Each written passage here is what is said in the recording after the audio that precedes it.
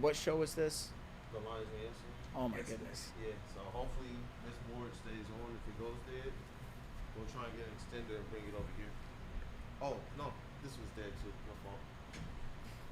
All right. I forgot. I literally said, I was like, wait a second. So if that one fails, we got an issue. What's Kevin Bell talking about? I can't wait to see Flannel cry about Pacers losing. What? Does he? He's in here a lot. Does he even? He doesn't understand. You about to, well, dang it. I wish he just lost but didn't get injured. Oh yeah. Because it tempers like how much I can be like, because then people.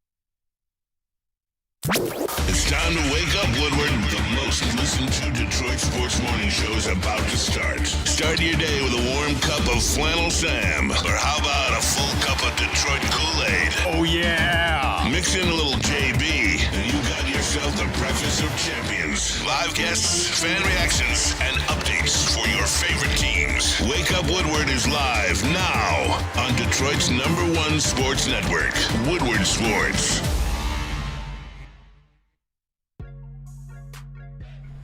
What up, though, people? It's Wake Up Woodward. Hey, Woodward Avenue right now, it is alive, and it is already hot. 85 degrees hot right now. Just like Detroit sports, it's on the heater.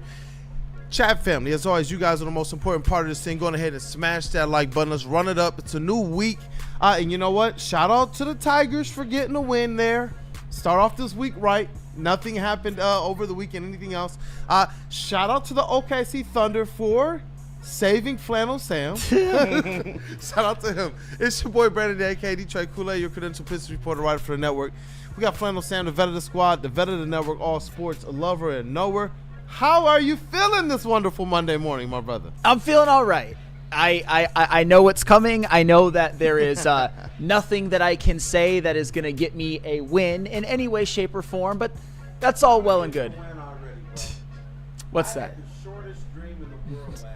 Last time I was watching the game, I fell asleep with 24.2 seconds left. I woke up when the clock went double, triple zeros or whatever. But I had a dream that they named Tyrese Haliburton MVP. What? Of the NBA Finals. I immediately said, damn, this is Sam was in my mind. Terry, that I'm almost a little bit shocked that didn't happen. The way that Tyrese has been slobbed over this whole playoff run. I'm super sad for him. Super sad for him that he got hurt. Didn't want that. I was waiting for him to come charging out of the locker room. When he first went down, I was like, man, the way that these narratives can be written. I thought that he was going to somehow magically come out the locker room, but you know, when you start to hear that it was an Achilles, and then you start to see all of the people sending in their well wishes, sending the prayers up, because you never want to see that happen to a young player, especially a good young player who's having, for all intents and purposes, a historic run. What he was doing at the end of games. We'll just leave it there. A run of clutch shots. A run of clutch shots. We'll put it there, Flannel Sam. Is that the Kumbaya spot? I've always said that he was Mr. Big Shot, but to say that he had like a historic all-time great playoff run is so incredibly dumb, and you hear it from people who are respected, and it drove me insane. Again, it's not Tyrese Haliburton's fault. It's you guys' fault. Is it historic or not? Absolutely not. Absolutely freaking not. So not even close. in the context of history, it's not the 4 or 5 in the game shots. 4.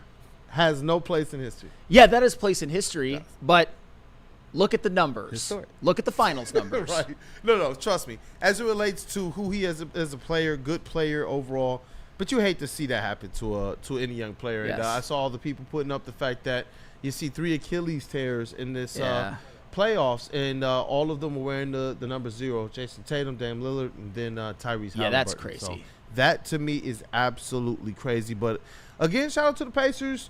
They set some aspect or are a blueprint. I'm looking for the Pistons to be able to reach these types of precipices, obviously, and get back to championship caliber team. But SGA and the OKC Thunder, I saw that SGA was, I think, the 4th person to MVP, Finals MVP, and win the regular season scoring title. It's a fabulous year for him, man. Yeah, no, absolutely. And the thing about Shai Gilgeous-Alexander, and I know a lot of people don't like him. I know a lot of people accuse him of pretty much everything short of murder at this point because what is there not to like about him? Foul baiting. That's what it is. It's the foul baiting. The foul baiting. The foul baiting. Yeah, I wish that part of the game would be gone too. I understand taking advantage of what the rules will allow and how they'll call it. I wish that aspect of it was gone. I want players to just play as straight up as we see them do in their little summer runs. In the summer runs, you don't see SGA doing all of that. Why? Because you don't get them calls. NBA going to give them the calls, so you see them doing that. Go to the Olympic runs. But the NBA, for whatever reason, the way that they call the game, it caters to those types of players. So it's not necessarily an SGA thing, but you see some of the better players in the league be able to take advantage of it. And I do think that puts just him in a little bit of a bad light. Like, I see all the fans out there from different teams out there, not just here, and they all believe that people like him and Jalen Brunson are foul baiters and bad for the game, which is crazy because he just won MVP. I was going to say, I actually disagree with that at this point. I think this whole idea of, like, ethical hoops is a little bit overblown. I'll just say that because Tyrese Haliburton won the regular season MVP, the scoring title, and then the finals MVP. I understand that in Game 7, he was a little inefficient, especially towards the end of the game when it looked like the Pacers were not coming back, but getting it from 22 to like 14, and Shai kept going down and missing jumpers and missing threes, and I'm like, oh my goodness, are they actually going to let the Pacers back in the game? But overall, Shai Gilgeous-Alexander did what superstars do in the playoffs and in the finals. It just is what it is. And JB Smoove, I don't know if you have that in Slack. I just wanted to give you the 2025 SGA when it comes to the playoffs and the finals averages. If you don't have that, I'll just read them. But I do. I just gotta find in the playoffs, Shai Gilgeous-Alexander averaged 30 points, 5 rebounds, and 7 assists on 57.4% true shooting and 32.8% usage rate. And in the finals, averaged 35 and 6 on 56.1% true shooting and 34.6% usage. Say what you want about that man, but he delivered in the playoffs, he delivered in the finals, and this is what superstars do. This is the type of role in production that we expect from superstars. That's the thing that always bothered me about Tyrese Haliburton and all the love that he was getting. And again, I didn't wish injury on him. What Tyrese was asked to do throughout the whole playoffs and in the finals is nothing compared to what SGA was asked to do and what SGA ultimately did. So congratulations to him. Congratulations to the Thunder. I'm very happy for him. I don't care what anybody says. And you know what, though? We talked about it, too. When he came here to Detroit, and obviously sitting in the media, you get a certain perspective, and then I get to go down courtside, and you just watch this guy work, and I'm telling you, SGA is something special. He is one of those ISO kings. As we also used to talk about ISO Joe from a different era. Shout out to the Detroit Amplifiers of the Big Three. He's doing work. This guy's one of those ISO kings. And like I said, I'm never going to fault somebody necessarily for taking advantage of what the NBA allows. It's not like he's cheating. But don't allow that, the foul baiting aspect, to cloud your judgment on who SGA is as a player. It just is what it is. Even me, I don't even let my hate cloud my judgment on who I believe players like even Tyrese Haliburton or LeBron James are. I'll still hate. Definitely going to still hate. But I'm going to pay my respect and my homage. But when you see those stats up there that you have for SGA, and when you look at these two teams that are there, those are two teams that you can say are archetypes or blueprints or the roadmap for the Detroit Pistons. both how these organizations have operated from the front office, whether it's the OKC way and how they've been able to do this with a young team, 24 and a half years old. That's a pretty young team, and the 25th overall payroll in all the NBA. They've done this thing magnificently, and they also hold the restricted free agent rights to all of the guys who are pivotal. They did this thing masterfully. And then you look at the Pacers from an aspect of going out there and getting that other star, having the stretch bigs, and putting everything you need around Tyrese Haliburton to have the usage low, to be able to reduce any aspects of him being able to make a mistake. And what you need to make that, to basically stir that drink, is that superstar. When you look at these stats, that's where I do believe that Cade Cunningham is going to be that guy sooner than later. Yep. And, and you said it right about the Oklahoma City Thunder. They could win another one or two. And I know they don't care. They don't care about that right now. I think they just can care. Get better. They just care about celebrating their championship. But that's where, and I said this when Sam Presti won Executive of the Year, and I think everything is validated right now. He's the best executive in all of sports. He's going to go down as one of the best executives in NBA history. The way that he built the first Thunder team that couldn't quite get over the hump, and obviously they lost everybody and had to tear it down, and then made the SGA trade and obviously made some great draft picks like Chet Holmgren and Jalen Williams. Lou Dort was a freaking UFA.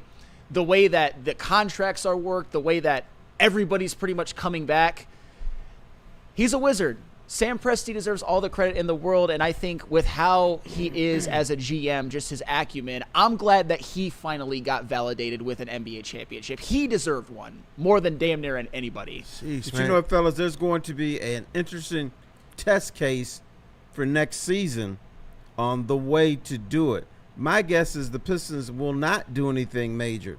So I remember when they were trying to decide, should you take Cade Cunningham or should you take Jalen Greene? Jalen Green's already been traded. So now. Who is that? Who? Huh? Jalen Greene. Who? Who's that guy? The guys from Houston?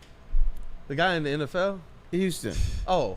No, the test case is going to be Houston has traded for Kevin Durant. The Pistons may just let this young core mature and see how that works. So the test case was, should you have gone for the splash or do you just let it roll together? I text Flannel that this morning. So it's like we're already kind of in lockstep. I probably should have texted you that as well. But that's where this thing was headed.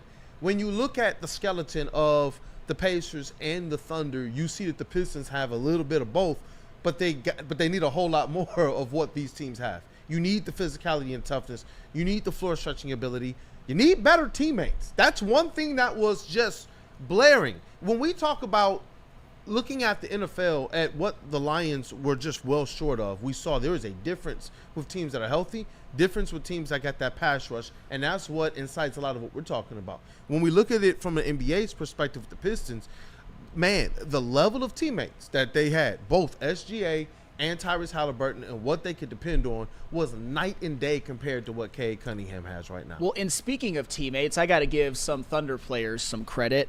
How about Chet Holmgren last night? Had basically put up an offensive stinker throughout the finals and throughout most of the playoffs. He'd always been stout defensively, but last night gave you 18 points, 8 rebounds, 6 of 8 from the floor, 1 of 2 from 3. Didn't jack up threes and miss them all the time like he had been doing previously in the finals. 5 blocks, was an absolute terror defensively. It just seemed like every time anybody tried to bring anything into the paint, Chet Holmgren was just there to erase it. You had Lou Dort, Kaysen Wallace, and Alex Caruso all with 3 steals. You had Jalen Williams, who was selling pretty hard in the first half, actually come back in the second half and play pretty well. This Oklahoma City Thunder team, I've said it when they've played well. When they are on, when they are just going at you defensively, they are, to me, when they're playing their best, they are one of those all-time great dominant teams. It's just the problem is too many times they're obviously a young team. I think sometimes certain moments have gotten to them. But when they lock in, especially defensively, man, they are just as tenacious as it comes. And one of the probably the hardest team to face in the NBA right now. Well, they are because they won the championship.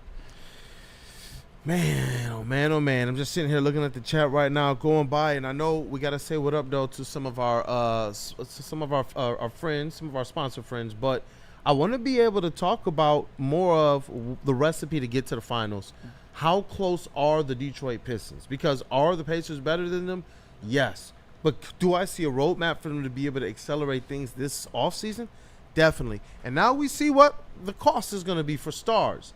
Are you guys willing to play ball? Because some of the stuff that we bantered about before, some of the stuff that the national media bantered about before, now we realize those were woeful underpayments for what a star is going to cost. This is going to cost you one of your favorite young players or two plus a Tobias if you want to be able to get a star in here. And so like T. Foster's already teeing up, which direction are the Pistons going to go in, and can they afford in this now even more wide open East to just sit idly by? But let's clear up some super chats real quick, JB Smooth. Oh, yeah. And then we'll say what up to some friends. Yeah, once again, shout out to everyone sending in super chats as well, too. We got $5 from Nobody. He said, and in the end, it was OKC that got lucky. We were robbed. Hope he recovers. Does Indy let Turner walk? Sam, you better not be smug. That was a tough watch. Oh, got lucky. Wait. I wonder if I wonder how the Haliburton injury reverberates. That's a tough one. But I'll tell you what. OKC did not get lucky. No. Nobody up until the halfway point of quarter one in this NBA Finals was more lucky individually than Tyrese Haliburton. And I've laid that out. Obviously, prayers up to him. Hopefully he comes back strong. But OKC was not lucky. Not even a little bit. I'm sorry. Stop it. Stop. The OKC butthurtness from the chat is palpable today. I will just say that. Put some respect on their name. And we got one more. Shout out to Dante151 sending in 1999. He said, OKC won the NBA championship title. Durant is a Rocket. No more Cade Cunningham versus Jalen Green talk at all. Joe Burrow sucks at throwing the baseball. And the Tigers' best record in the MLB. Also, college baseball. What? Just what? What happened in college baseball? Shout out Dante151. Shout out Dante151. I don't know what happened in college baseball. LSU won the College World Series. Shout out to LSU. Shout out to them. I was about to say, in terms of college baseball, I went down a rabbit hole of Brady Wood, our sales guy from Phenom, seeing like all of his college baseball stuff. Man, shout out to him and Adrian College. We got a lot of some athletes over here, man. I love it. And some ball knowers in the building. Hey, Freddie Felt 313. Congratulations on the Pacers hypothetical championship. Congratulations. Shout out, Freddie. Love you, bro. Hey, congratulations to everybody in the chat on Tyrese Haliburton's hypothetical Finals MVP. Come on, because everybody knows if he played the whole game last night, he was dropping 50. Even though he only had 3 30-point games in the entire playoffs, he was obviously going to do it. Hey, congratulations again. Off to a hot start. Guys, I don't hate Tyrese Haliburton the person. It's just all of this. Now, I'm not saying you individually, Freddie Felt 313. I know you were rooting hard for the Pacers, but come on now. Stop it. He had 3 great threes in the first quarter. He was on a heater in the beginning. He was starting. Flannel is over. It's like he's dead already. Stop. He was on his way to a 50 burger last night. Of course he was. Of course he was. At least pace-wise in the last 4 minutes of the game when he hit like 4 big shots. You know that was on the way. Hallie was about to take OKC down. So the basketball god said, I wonder what beef is more unreasonable. Flannel versus Tyrese or me versus Brown. Weezy D303, IDK of J-Dub is better than Ivy. Wait, who said that? Who do you think? Weezy D313. He doesn't know if Ivy, he thinks Ivy might be better than Jalen Williams. No, come on. Weezy D313. Weezy. I'm dead serious. I love my Pistons, bro. I will drink all the Kool-Aid for them, but I can't even do that when I've been put on the K for Ivy. It's people like you, Weezy. I want to like Ivy, but it's people like you. Go home to your Ivy blow-up doll and suck the Ivy, the blow-up dick. That's what you're gonna do. Stop it. Put some respect on these on the champion's name. Jesus Christ. Kool-Aid can't even say that, and he drinks Ivy's bath water. Y'all Put some remember- respect, people. Do y'all remember when damn. Stephen A. Smith was like, he was on crack. Ooh, I forget the co-host name. I don't know why, because I'm cracking up at Flannel, but intern Ryan made that same face, dog. He was in shock. But I feel you, bro. I feel you. But that's why we got to talk about this. That's what we got to talk about. I'm seeing the chat already. Weezy threw 3. It's like, all I got is Tobias and picks. I don't know, like, if he's willing to let go of Asar, Jalen Duren, or Ivy. You see what the trades are right now. If you want to get busy, it's going to cost a large chunk of what this team is, including potentially being able to re-sign the vets. If you chew into that cap space, yes, you can go over the cap based on the free agents that you have the holds of, like but how much do you really want to spend for that? Are you sure that route is going to mean that this team is championship caliber? I think a lot revolves around Cade. I think Broder actually asked the right question to transition into. Shout out Broder in the chat. With Haliburton down, the East feels so up for grabs. This has caused the Pistons to be a bit more aggressive this offseason than maybe they planned. On the other side of the break, we're going to get into it because a big trade happened in the NBA involving Jalen Green. I'm telling you, listen, Jalen Buns Green. It is setting the market. It is setting the market because no matter, Jalen Buns Greens, no matter how much I want to irrationally hate on that young man, and I hope you have a fine career. I actually really do.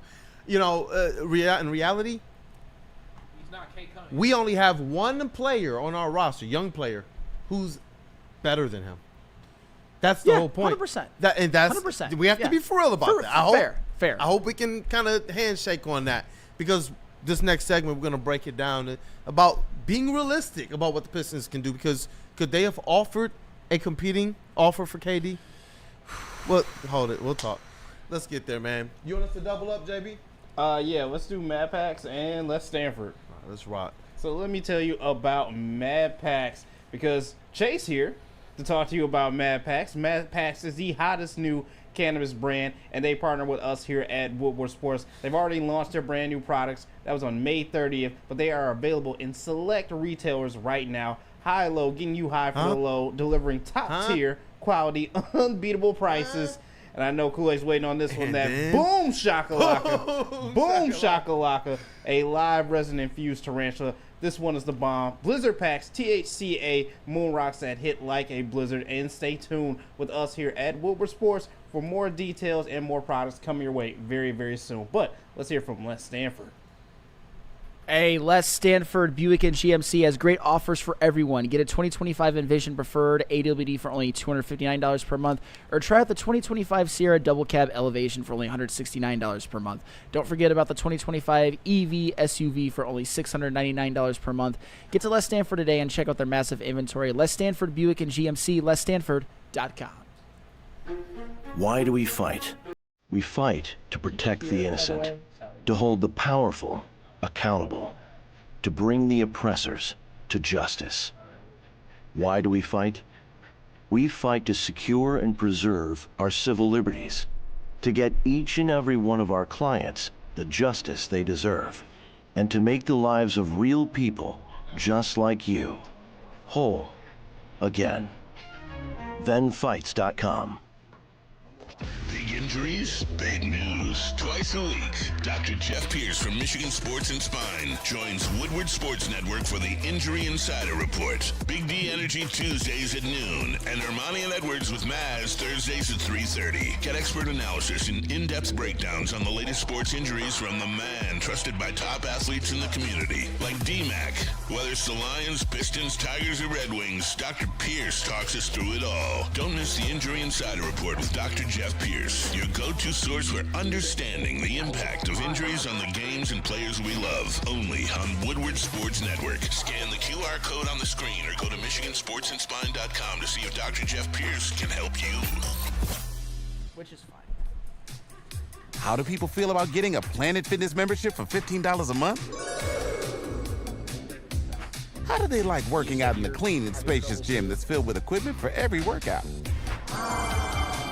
And how about free fitness training in the judgment-free zone that leaves them feeling energized all day long?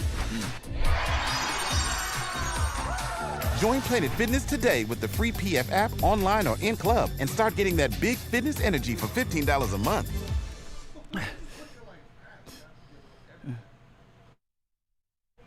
merch.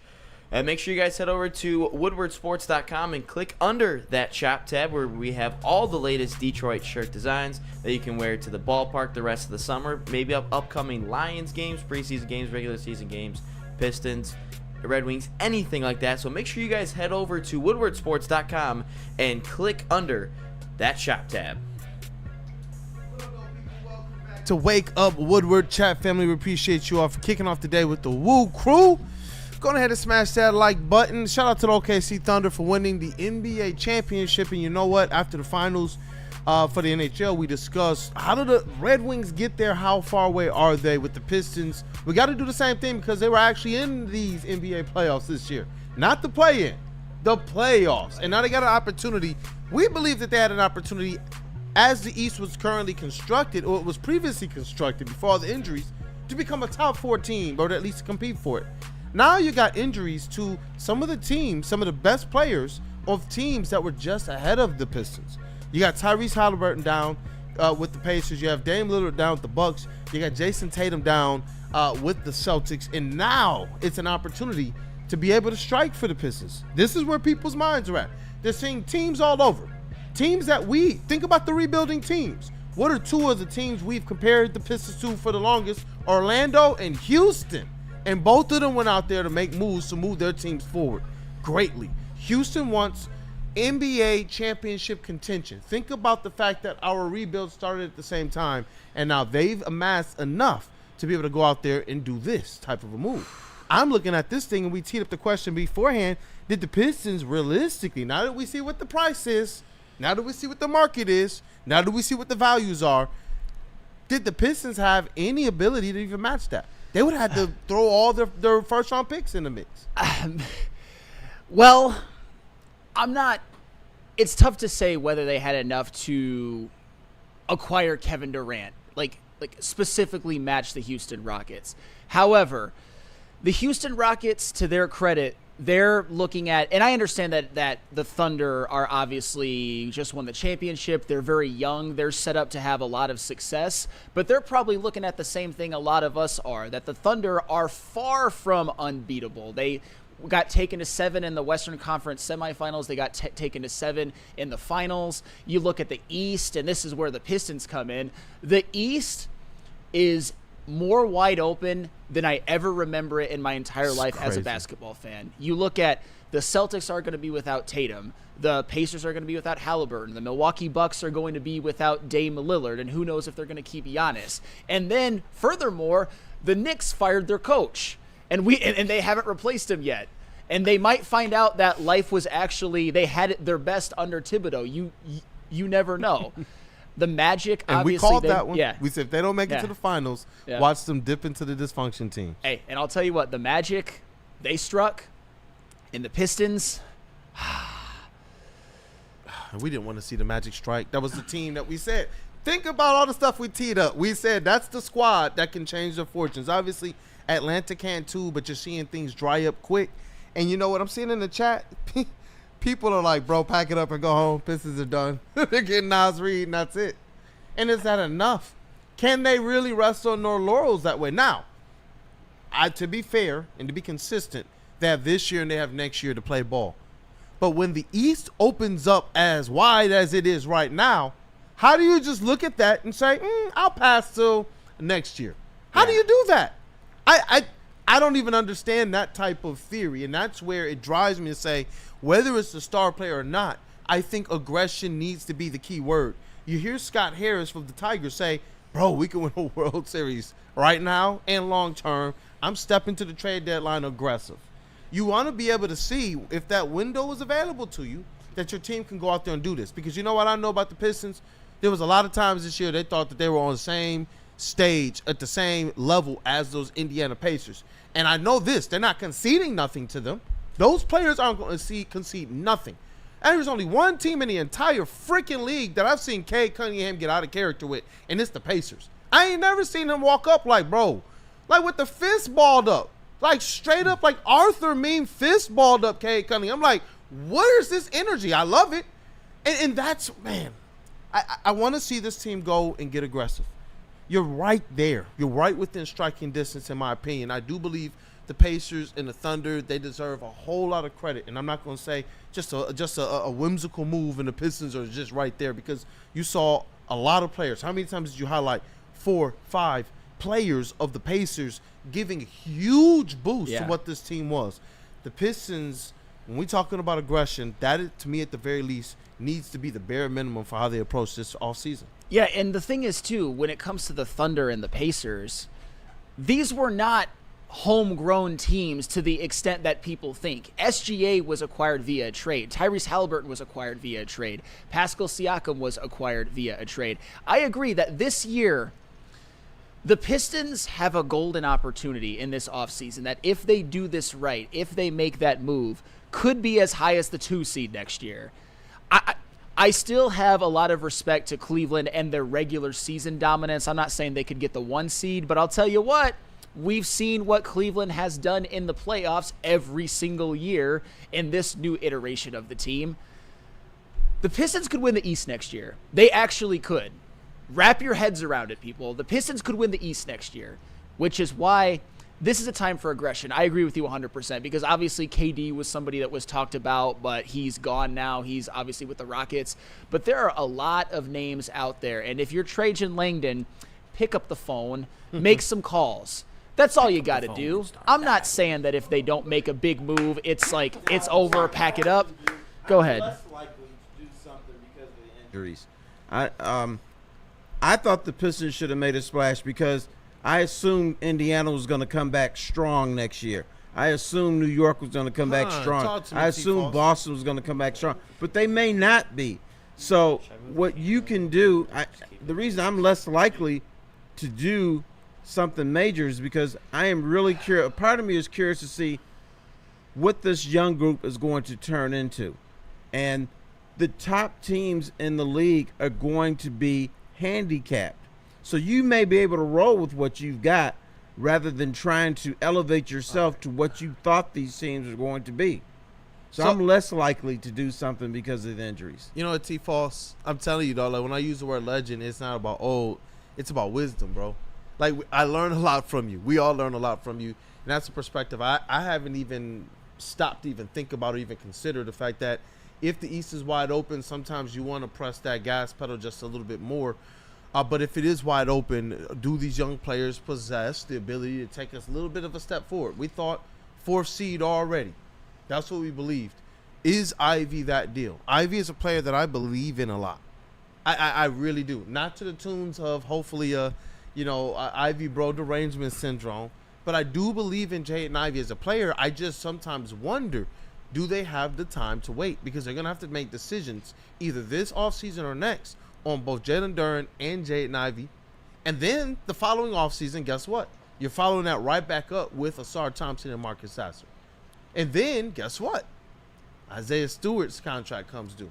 And so that's where I'm just like, I want to be able to wait, but these guys are going to have to start getting paid. And it's like, how do you at least, because I know you've seen this, you've seen these championships being built.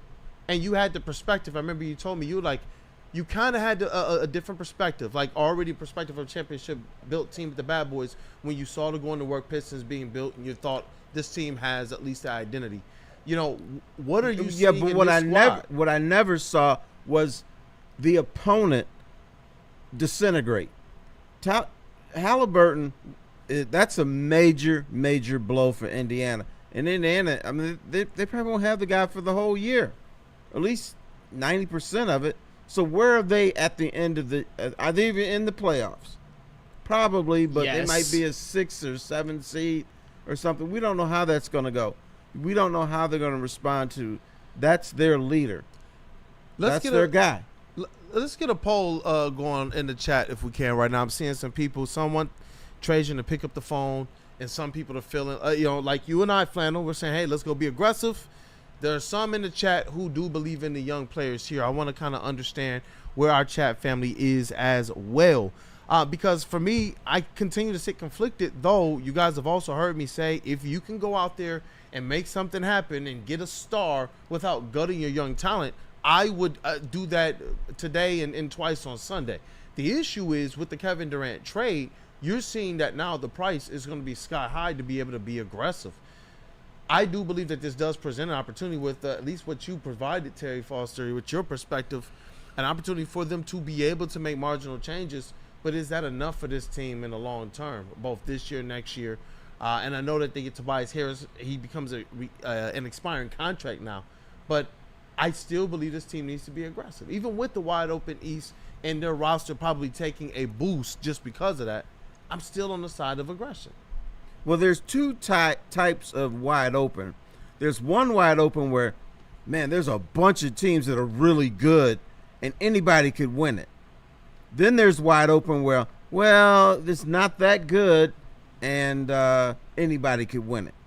So I would think the East is going to be in the second tier. The Pistons, from what I've seen over the years, they are young, still a little bit stupid, but they're maturing. And so that group could turn into an OKC. But now you need to ask some questions. Can Cade Cunningham be a guy where if you need 8 points in the last 2 minutes of a game, you're going to get that from him? Is Ivy a guy that during the playoffs, is he going to hit 35, 36% from three, or is he going to start bricking stuff? So those are questions you need to ask. You need to look ahead and make those decisions before you make a deal. Because the deal is going to, it's going to take some key players out. Yeah, because I see people in the chat here. Kenneth Matthews, he says, go get Portis and Reed. He wants them both. Nas, Reed, and Portis would probably cost you somewhere between modestly $45 million a year. Modestly combined. That's just the modest. They're saying Nas can get upwards of 30 and Portis can get upwards of 25 a year. This is where Trajan Langdon last offseason proved that he could go and find these value picks in free agency, which were a boon for the Detroit Pistons. We saw it, these vets from Tobias, who we also know Weaver would have gone after too, but then you look at Tim Hardaway, you look at the deal for Malik Beasley, then you look at them going out there and getting Dennis Schroeder. They've shown some savviness to be able to make some minor moves and to have major impact on the squad. But I'm still a little bit squeamish because when you got to the playoffs, you started to realize there was still a different level between what the Knicks had, what the Pacers have, what these other playoff teams have, and what we have. That's where I'm just like, you know what? At the very least, since we now know that this KD trade has shown us that the Pistons would have to mortgage their now and their future for an opportunity to take advantage of to have a star on this team. Now is where I'm looking at things like, is this reality where you get one of Portis or Reed, and you're taking a swing at a young, high potential type guy in the Santi Aldama? I don't know if that would be enough. That's what I'm saying. At the end of I'll tell you what though, if Ivy is as good as like Wheezy D and Stick think that he is, then maybe that will be enough. And I'm not even trying to be that person that's trying to just like denigrate Ivy. It's just I'm at the point now where I'll just be honest, the fans have kind of ruined him for me. I would like to get back onto the Ivy train, but that's just a personal thing. How? I'm still on the Ivy train. Definitely on the Ivy train. I do believe that he can take that step to be a consistent 18-5-5 player next season, with the next archetype, that next step up, being a consistent 25-5 player. I really do. I believe that his scoring ability mixed with his athleticism, his speed, and we see the IQ was getting better for him before he got injured. That to me is why I believe in what he could be as a player moving forward. And it makes me a little bit bullish. I don't want to overvalue him or overstate what he can be, but I do believe he could take some very modest steps forward over the next few years to become a consistent 25-5 guy. I'm not saying he can't, and will he be? I'll respond to you because you asked how when it comes to that the fans have kind of ruined Ivy for me, and I'm not talking about regular good Piston fans who appreciate Ivy for what he is. I'm talking about the Ivy bros, the Cade hating Ivy bros, the people who were talking about Cade should be traded, the people who are just consistently saying, man, if Ivy were there the whole season, they would have been this. If Ivy were there in the playoffs, the Pistons sure would have won, while completely discounting the fact that when Ivy was in the lineup this year, they were under 500. Just briefly, A-Diz believes with Ivy and Stewart that the Pistons would have made it to the Eastern Conference Finals. So who did the Knicks go up against? No, they wouldn't beat the Celtics. I don't. Well, Golly, but this is what we got to talk about because if they're not going to go the aggressive approach, then we got to ask ourselves, is this enough with some minor tweaks here and there? Because the East is wide open, and I do believe both points of view can be true. You can accelerate it by going out there and doing what we see KD do, what we saw Houston do, and what we saw Indiana Pacers do, or you can go out there and try to take advantage of, or you can go out there and try and take advantage of the fact that the East is going to be a little bit more open, a little bit more weak. You're looking at a Cade Cunningham who is stepping into stardom. No one is going to rank this man below top 20, top 15 NBA player. We saw his effect with a squad that had no other all-star talent or all-NBA talent on it. It didn't really have a front court. It had a growing Jalen Duren and a hobbled. You realize now Isaiah Stewart is playing the season pretty hobbled, which is why they were limiting his minutes to under 20 per game the entire season. So now you're looking at a Pistons squad who your identity as relates to your front court toughness, before we even start talking about bringing in complementary, there are certain things that I want to see this team bolster to be able to best take advantage of it. And that's where I do believe that if you're talking about your offseason list, this is where when you talk about you don't know if it's enough, it's going to reside on your one or two, like if you get a Portis or a Reed, if you go and take a swing on an Adama, if you maybe trade up for like a Danny Wolf, then that puts the onus on you to have to bring back your two guards. Because I don't when I look at how things are shaping up, I don't see somebody that I would want necessarily on this market over a Malik Beasley or even over a Dennis Schroeder. I like the way that these guys clicked with this team, and that's where I want the Pistons to be able to put their attention towards. If they're going to do more Terry's vision, which is probably the more realistic option, go out there and swing you a smaller trade for Santi. Go out there and give a little bit of cash to Portis. Yeah, well, fellas, let's look at history. The Pistons, as a franchise, made 2 runs at championships. The Bad Boys, who won 2 titles, that was their first run. They made a pretty major trade when they traded for Mark Aguirre and got rid of Adrian Dantley. The going to work Pistons, I kept hearing there's no way this team can win a championship until they traded for Rasheed Wallace. So in both cases, the 2 championship runs were spearheaded by 2 significant trades. So do you have to do it again? You have to do it again. And the thing is that you ask yourself is, do you do that at the trade deadline like the going to work Pistons did? Were those trades in season? The one was in season. Rasheed's was basically before the season. No, Rasheed was in season, wasn't he? But it was early. It was early. Yeah. I see Gromit here. He believes Giannis makes you the team to beat in the East. Oh, 1,000%. But we just saw what the price was. Are you willing to realistically go out there? We saw what the price was for KD. You saw what the price was for Desmond Bane. That's why I wanted to be able to talk about this, because now we actually have a floor. Now when we see mock trades that come up, now we understand if that trade is one that's going to be outlandish or not. Unless there's just some GM out there that's just like, you know what, Trajan, I like you, or the market is cool and then the prices come down just a little bit, Giannis is going to cost at least the same as, if not more than, Kevin Durant. Well, the mock trade that was put on the Woodward Sports socials. That ain't gonna happen. But I would take that. I would. And 100%. And that's where, and this is where I can't believe that I'm saying this, but we have to give credit where credit is due. Obviously, we can joke about Jalen Greene, and you kind of mentioned it earlier, and how he got traded already, and his playoff performance was so effing morbid that we can just point and laugh. If he was even normal bad, the Houston Rockets probably win that series, but that's neither here nor there.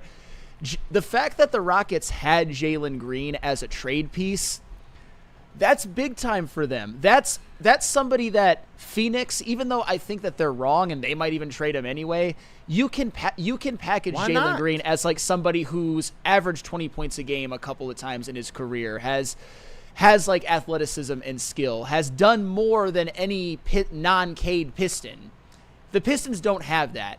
I'm sure we could get somebody if Cade is part of the package, but obviously that's not going to happen. No. What do we have that people want? I mean, we've got a couple people if you package them together that people want, but not one person individually. That's the component of it. That's why I said now you're looking at this thing, because people in the chat right now are still bullish. Dante151 says Giannis will be more, but Tay Hopkins, I don't care. Cade and Giannis would be unstoppable.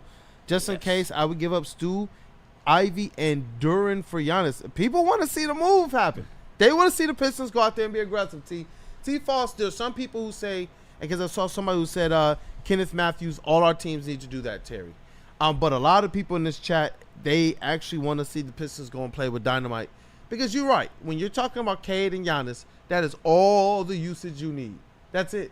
Stagger them even after some starting minutes, and you got two guys that can go out there for long periods of time, 40 minutes a game, go out there and do everything you need. These guys are stat sheet stuffers. They fill the entire thing. They just do. Not pausing it, because those guys are elite at it. And that's where you just sometimes you think like, man, is this something that you just go out there and say, you know what? It doesn't matter what it costs to get this thing done. If he's available, you can't let him go, because I saw somebody, I forgot where it is, so I'm sorry, say, man, he might go to San Antonio. You can't let him go to San Antonio, can you? Like, that to me just sounds absolutely ridiculous, because they're going to find a way to keep Wemby and Castle and all their good players somehow. I don't know how, but the league just bows down to San Antonio. So it's just like, people are still bullish on this thing, man. Weezy D313 believes Cade and Giannis is stoppable. Shut up. No, Cartier, get Cade and Giannis, IDGAF. Hey, I bet if it was Ivy and Giannis, you'd be like, I bet you would. Stop it, Weezy. Oh, Giannis is the best player in the East. Cade is a top 5 player in the East. The second best player in the East is going to be out for the season next year, Jason Tatum. Oh, boy. Nah, it's minor. It's minor. Giannis requires the ball too much. Cade would have to take a back seat, but the slappies wouldn't like that. Make Giannis the best player on the team. I'm as Cade slappy as I'm as much of a Cade slappy as there is. Giannis is better. Giannis is gonna go down as his ceiling is a top 10 player to ever play this game. I think he's already top 20. Get him on this team. I like that. He can be. Why do you care whose team this is?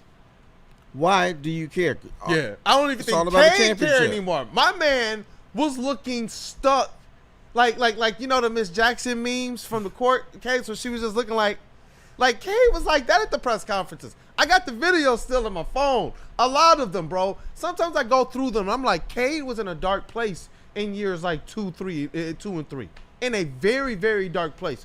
You're talking about 28 games in a row lost. You're talking about setting the franchise low in wins, and then the franchise third overall franchise low in wins as well. In back-to-back seasons, I don't think Cade for one bit is thinking about himself, especially for a player who we see start games off primarily trying to look for his teammates to almost a fault of the fans. So I don't believe that Cade would have an issue with taking a back seat to anybody who is worthy at all. And I say worthy because Cade is a guy who I believe cares about who he is for his team, and he would recognize if this guy ain't worthy for me to take a back seat to, I'm not doing it. But if it's Giannis, you just like Flannel Sam was wondering. I was intrigued by your answer. You absolutely, Cade, I think it's a natural fit because Cade is a facilitator too.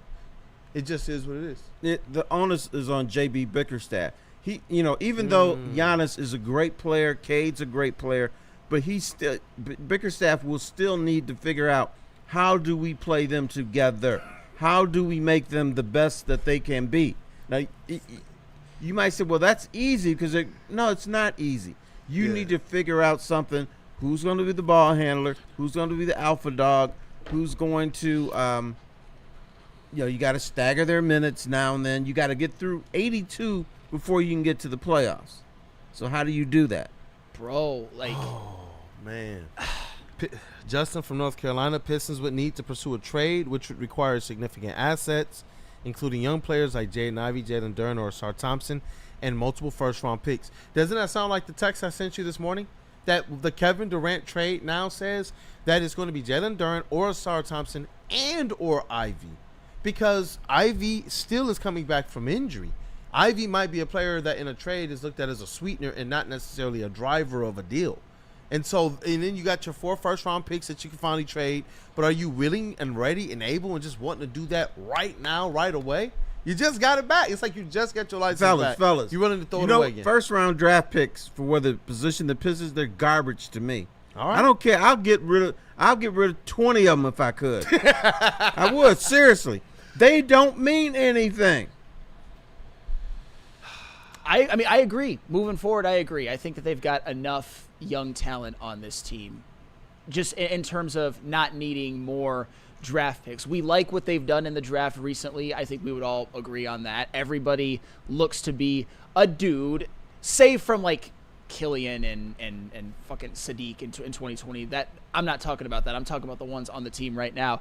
I agree. I'm not really in the business of hoarding the first round picks like they're the most important thing in all of humankind. And I think the Pistons realize that as well. Yeah, definitely. Kool-Aid, you are a family man, right? What up, though? You ever take the kids down to the Winter Blast? Yeah, definitely. Okay. Now, you see those barrels where they have to keep your hands warm? They got that big fire? Yeah. That's what you can do with those draft picks. Throw them in the barrel, keep your family warm. For all if you can get a person that's going to put you in position to win a championship. Hey, you know what? And honestly, that to me is going to be their best case scenario. If you do believe in these young players, you got the draft picks to be able to utilize, to be able to at least get somebody in. That's why I said I'm waiting to see what the secondary player and tertiary player markets are going to be. That's what I'm waiting to see. I'm waiting to see what a guy like Santi Aldama is going to cost, what a guy like Portis is going to cost, what the free agents, the restricted free agents. That's what I'm waiting to see. I'm waiting to see now some of those other dominoes, because clearly they're looking at Desmond Bane as a player who is stepping up a level as it relates to being a player and not just a role player. They're looking at him as a ceiling raiser type player. I'm looking to see what the value is going to be placed on with those guys just after him. I'm hoping by Wednesday, when we got the legend Rob Beard back on, I know you'll be on that day too, T-False. I'm hoping we have some more news by then. But I see DNC ENT. Just read a couple more from the chat here. Giannis ain't happening. 1, why would we give up everything? And 2, why would the Bucks trade him not only in the East but in the division? I don't know. The Bucks have done some business with the Pistons over the years. Just in case, Bicker will get Giannis together. Gromit, make the call. Yes. Golly. Make the call. Hey, Gromit, we agree on something. Yeah. I like that. Yeah. But speaking of things that me and Gromit actually don't agree on at all, there's I've added a couple of names to my list of players who are all-star locks for the Detroit Tigers. I will give you those, and we will react on the other side of the break. But what do we got? Planet Fitness. Correct? Planet Fitness, it is the best gym around, the best in the gym game. They have the cheapest memberships that you can possibly get out of pretty much any gym out there. You can get the membership for $15 a month. You can upgrade to the Black Card for $24.99 per month, and they are doing something really cool in which from June 1st to August 31st, teens between the ages of 14 and 19 can work out for free all summer long, because we know how important it is for young folks in particular to stay fit and stay active, and Planet Fitness is giving them the opportunity to do just that. It's the best gym in the gym game. Join today anywhere. It's Planet Fitness, where your fitness is essential. Walk into any Lady Jane's Haircuts for Men today. Open 7 days a week. Sit back, relax, and enjoy precision haircut, scalp massage, hot leather neck shave, and hot towel treatment from one of our talented stylists. Step up your game this season and take advantage of our $20 haircut special. Scan the QR code and get your coupon today. Lady Jane's Haircuts for Men, the ultimate haircut experience. Open 7 days a week. Walk-ins always welcome. Lady Jane's Haircuts for Men. It's wicked awesome. The boys of summer are here, and Woodward Sports is all over the Motor City with the White Claw Tigers Tour. Come party with Woodward Sports, watch the Tigers, and sip on some White Claw all summer long. The best bars, big giveaways, live events, and a party that only Woodward Sports can throw. Ain't no party like a Woodward Sports party. Join us Friday, June 29th at the Old Miami in Detroit for the White Claw Tigers Tour, brought to you by White Claw, Easttown, and Ben Johnson. You know how some things are so good they should be world famous, but they're not? Our house-made vinaigrette is one of those things. And the antipasto salad, we drizzle it over. Same with our hand-battered chicken tenders. original recipe soups and pasta sauces. It's almost as if our original, world-famous Detroit-style pizza is mocking them, and that's not very nice.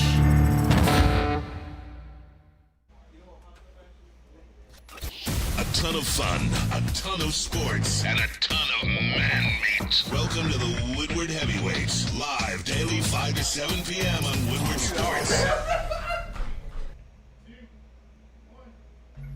Looking to upgrade your relaxation game? Check out Massage Chair House in Bloomfield Hills, Michigan, the largest massage chair showroom in the Midwest, with top brands for massage chairs like Infinity and Osaki. Located near the corner of Woodward and Long Lake Road, experience luxury comfort with Dr. Eric Duncan, the Wellness Doc, creator of the top YouTube massage chair review channel. Book a visit at www.massagechairhouse.com or scan the QR code.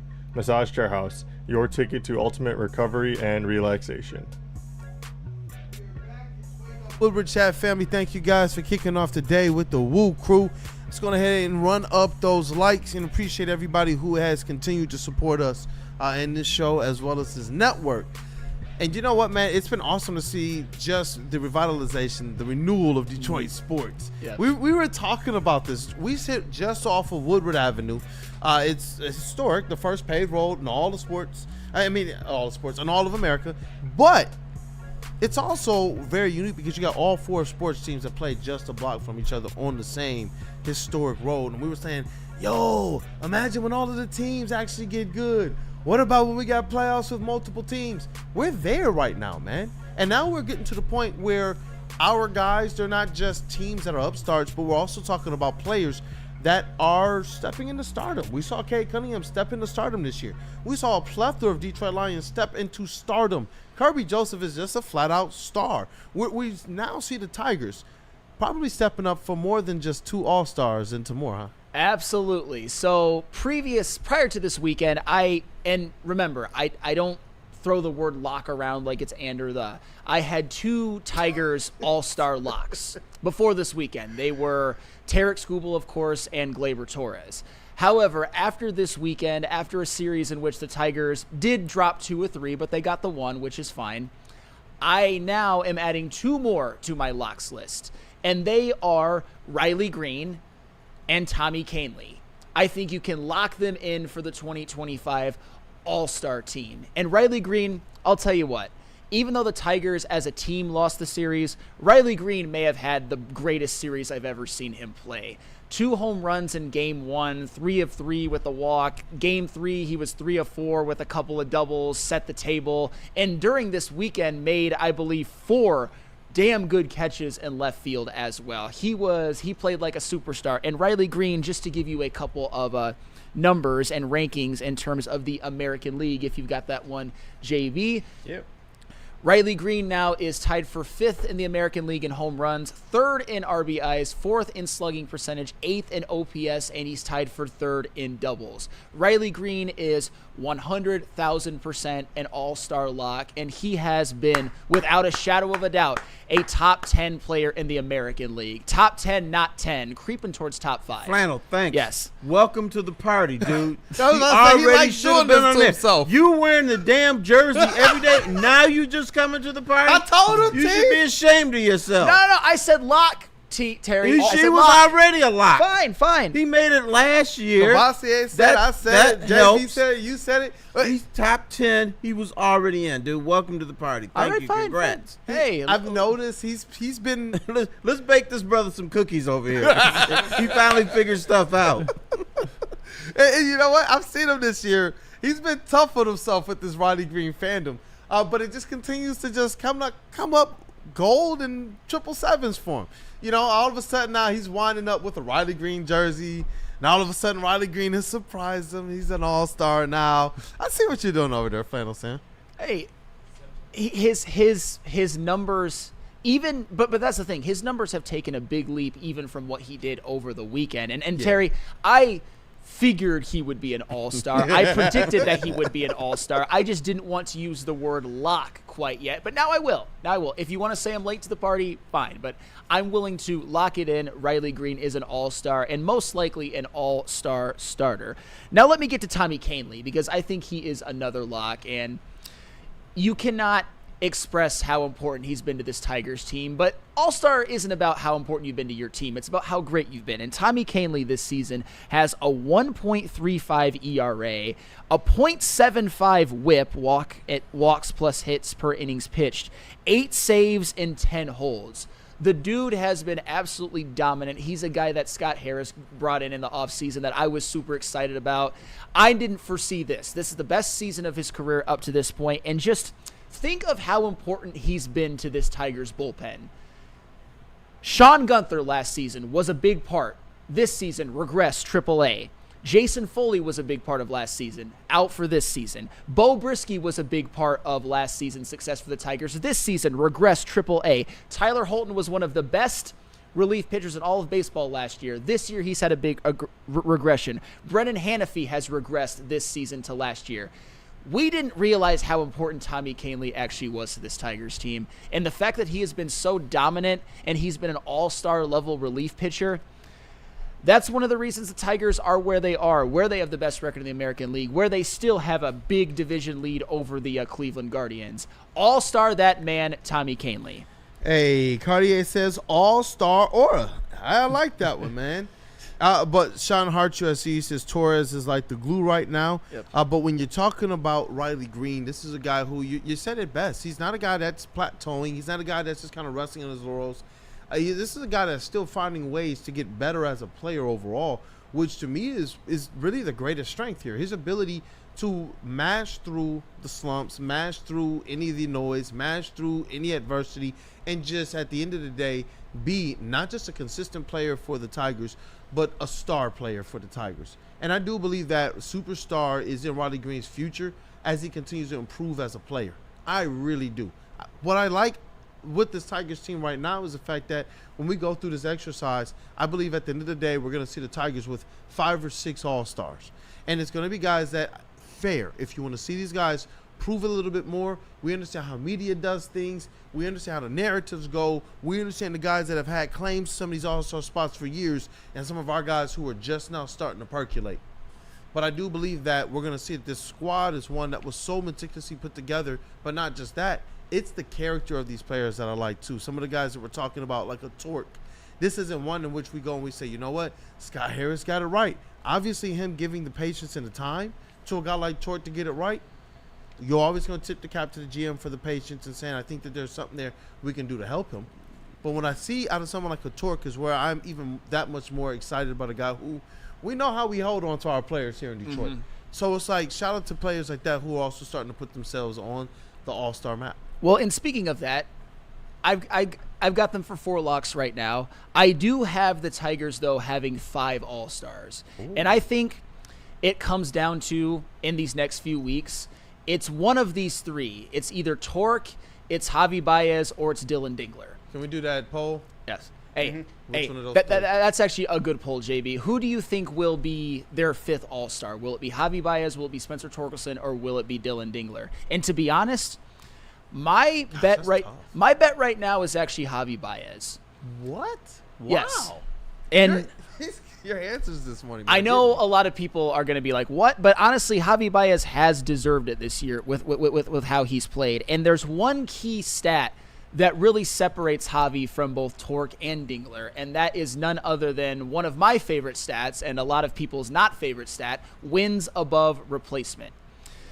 Javi's is a whole 1 game above both Dingler and Torque. Javi's is 2.3, Torque's is 1.1, and Dingler's is 1.4. Wow. Javi, though, the only thing about Javi I will say is that he's also prone to slumping, but then again, Dingler's kind of in a slump right now. Torque's kind of in a slump right now, although they both got a couple of big hits yesterday.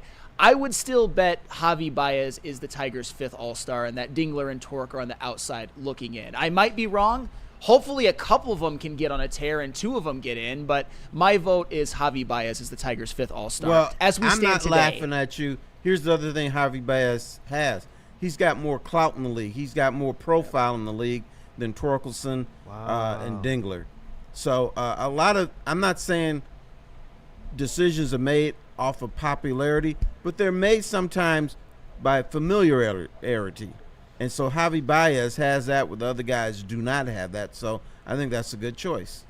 No, Javi Baez does have a lot of clout in this league. People forget how highly thought of he was back in his time with the Cubs. I mean, he was a big contributor on the Cubs breaking their 108-year curse. He wasn't the biggest reason, but he was a big contributor. And then a couple of years later, he had a season where he was second in the NL in MVP voting. There's a reason why Al Avila at the time made this move. Obviously, it wasn't a great move in a retrospect, but Javi Baez has had some damn good years in Major League Baseball. And right now, credit where credit's due. I didn't see it. I don't think most of us saw it. He's having a really good year. If the season ended today and he was named an all-star, I wouldn't fight it. I'd be like, bravo, well done.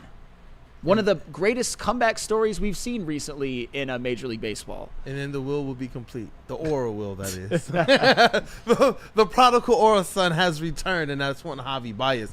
That, to me, I am shocked to hear you said that.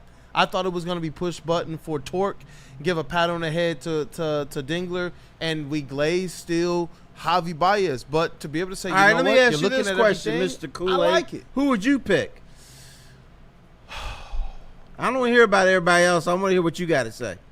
I feel like Spencer Torkelson, man. He's been that guy all season for the Detroit Tigers. I feel like Spencer Torkelson. I believe that Torque and Javi are both going to make it. That's me personally. But Spencer Torkelson is the guy that I would give the nod to this year. I don't hate that at all because I'm overall very happy with the season that Spencer Torkelson is having, and I know everybody should be, for the record. His OPS actually is 800. However, I think in order for Spencer Torkelson to make it, he's got to get hot again. He's due. He's due for a hot streak, and shout out to him yesterday. He was really, really going through it, but he had a big leadoff walk in the 7th inning, which he eventually was driven home on Wenseal's go-ahead home run. Shout out to Wensiel Perez as well. And then he had a double in the 9th inning, I believe. It was the 9th inning that drove home Riley Greene. Maybe Spencer Torkelson's getting out of it a bit, and if he gets hot, if he can add maybe 3 or 4 more torque bombs to his list this year, maybe he makes it. But he's got to get hot again. He does. Yes. And that's fair. That is very, very fair. Sometimes I look at this thing and I know that with baseball, all things effectively are going to level out. It doesn't matter if you're in a hot streak right now. It doesn't matter if you're in a cold streak.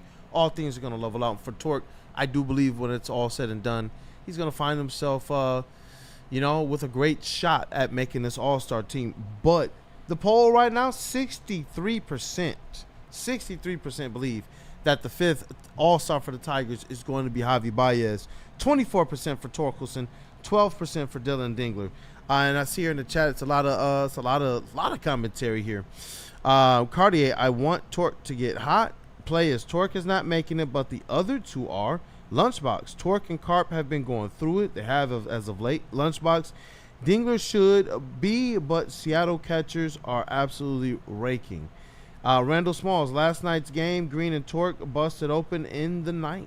Absolutely they did, and shout out to them. And Dante151, hold your horses there, pal.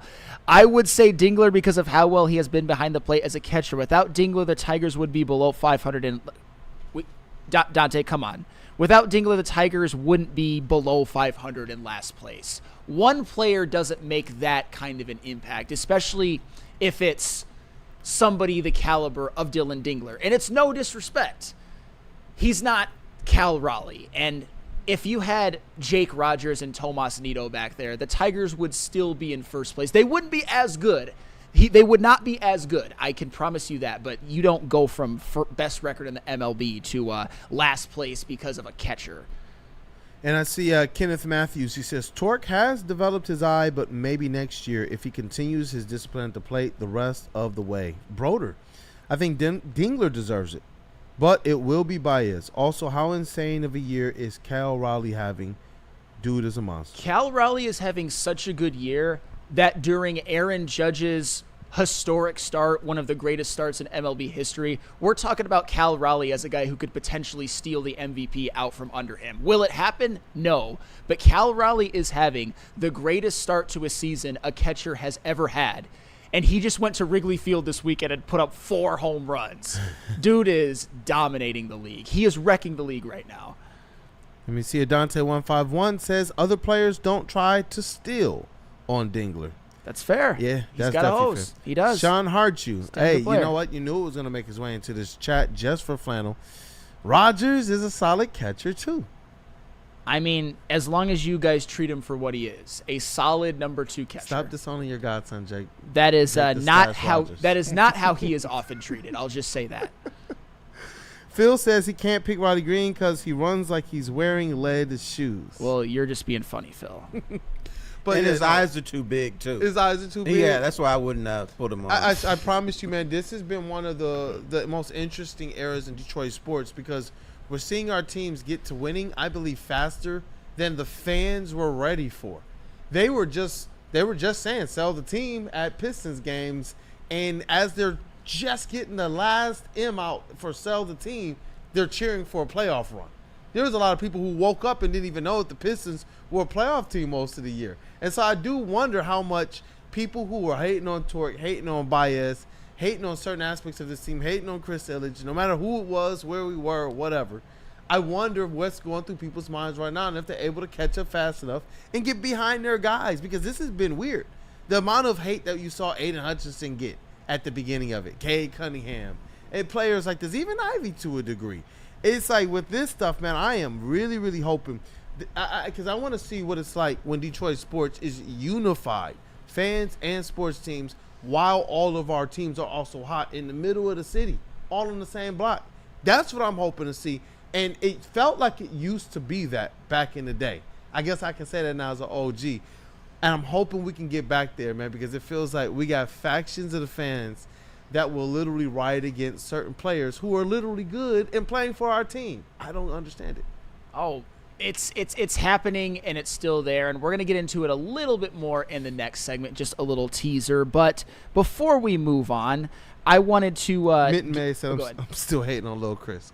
Come on, man. I mean, yeah, like I get it. Little Chris. If we find out in the next couple of years that the Tigers have a clear ceiling and they never get it over the top and Chris Illich doesn't spend, I understand that. But for right now, just enjoy the ride. That's all I ask. Just enjoy the ride.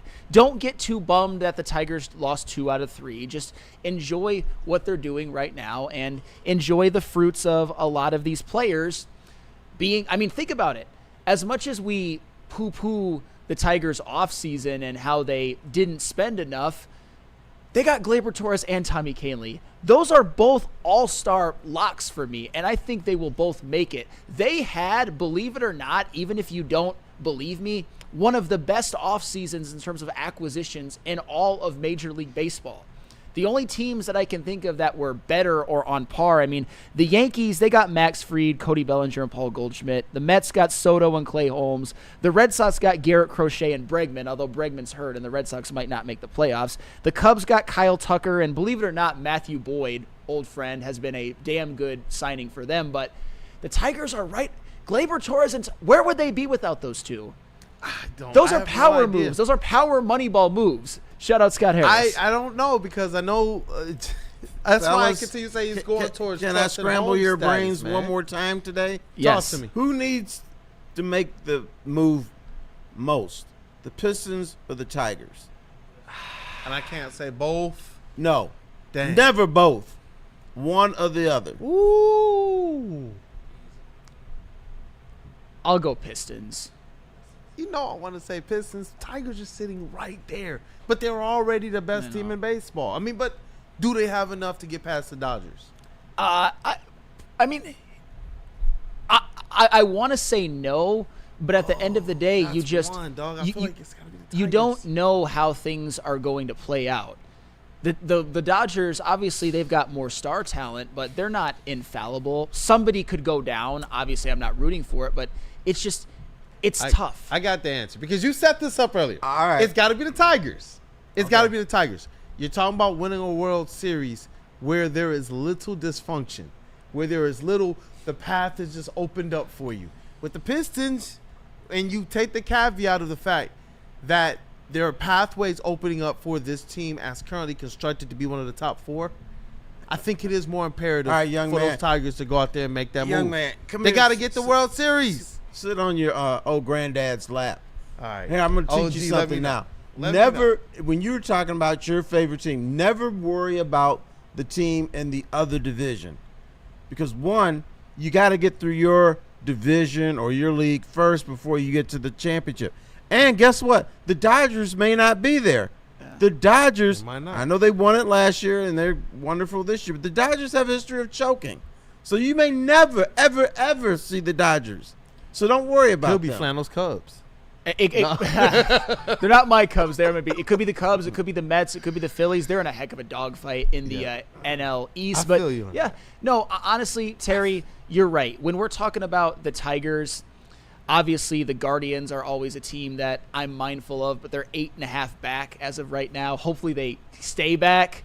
You got to worry about the Astros. You got to worry about the Yankees. The Rays and the Blue Jays are really coming on. Those are the teams that the Tigers are going to have to get through before they can even think of the Dodgers, et cetera, et cetera. So I appreciate that point. But at the same time, I think we all kind of use the Dodgers, and rightfully so, as the gauge of great MLB teams because they won it last year and they just have so much talent. But before we move on, I do want to get Chase in on this as well.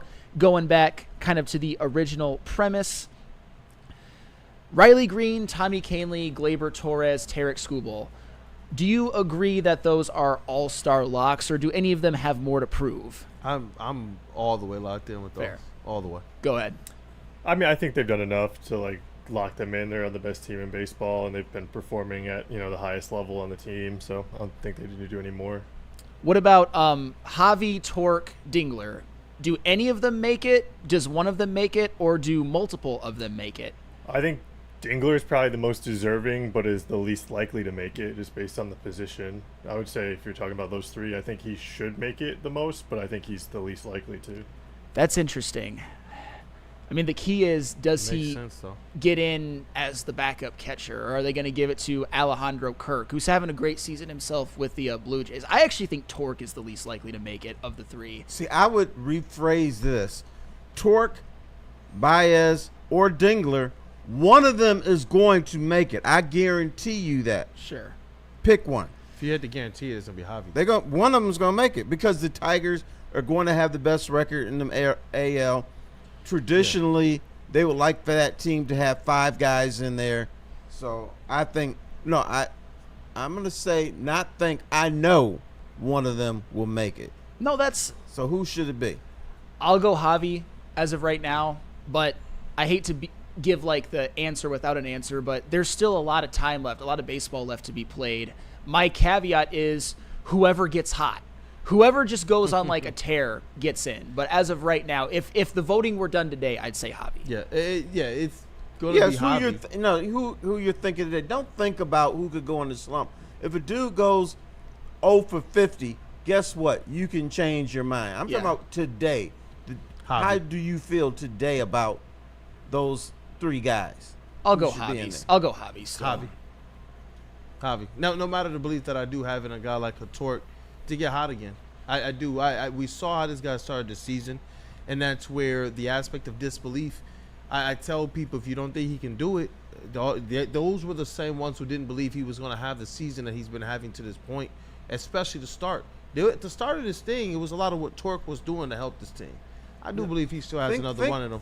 But Javi think is about be the what guy. place we're in now as a sports city. Yeah. Do you know what the most exciting thing about Detroit sports about a year ago was? Talk to me. Going to a game and hearing Jared Goff. Oh, Jared Goff. That it was either Jared Goff or sell the team chance. That's all I was saying. Right. But that's not exciting. That's kind of pathetic, though. But yeah, you heard those two things. But now, we're not hearing Jared Goff, and maybe we hear that again. Depends on what he does this season. I'm sure we will at Lions games, at least. Yeah, definitely. Let's say what I've done to some friends and get back to it because the discussion is obviously it's pretty dope, man. Got me locked in. But JB Smooth, what friends we got to say what I've done to? Let's do Caesars and Buddy's Pizza. That's right. So, Caesar Sportsbook, the official sportsbook of us here at Woodward Sports. Scan that QR code on screen. Use code word Woodward1000. You can deposit up to $8,000. But all you have to do is place a minimum of a $20 bet. And if it doesn't hit, Caesars will throw it right back into your account with no questions asked. If you bet on the Pacers last night, guess what? That 20 is right back into your account to double down again on tonight. Scan that QR code on screen. Use code word Woodward1000 and make some money tonight. Get ready, Detroit, this Monday. That is today. All right, guys, if you need lunch, you guys already know where to go. June 23rd, we're taking over Buddy's Pizza downtown for National Detroit-style Pizza Day. Join Ermanni and Edwards with Mad Show live from 2 to 4 with Woodward Sports Network. Come down, meet the crew, and celebrate the birthplace of Detroit-style pizza. It's the last day to get the 79 special, their iconic 8-square Wisconsin brick cheese pizza topped with 79 Old World pepperoni and Parmesan. Buddy's Pizza in downtown Detroit. That's today, you guys, June 23rd. Be there. How do people feel about getting a Planet Fitness membership for $15 a month? How do they like working out in a clean and spacious gym that's filled with equipment for every workout? And how about free fitness training in the judgment-free zone that leaves them feeling energized all day long? Join Planet Fitness today with the free PF app, online or in club, and start getting that big fitness energy for $15 a month.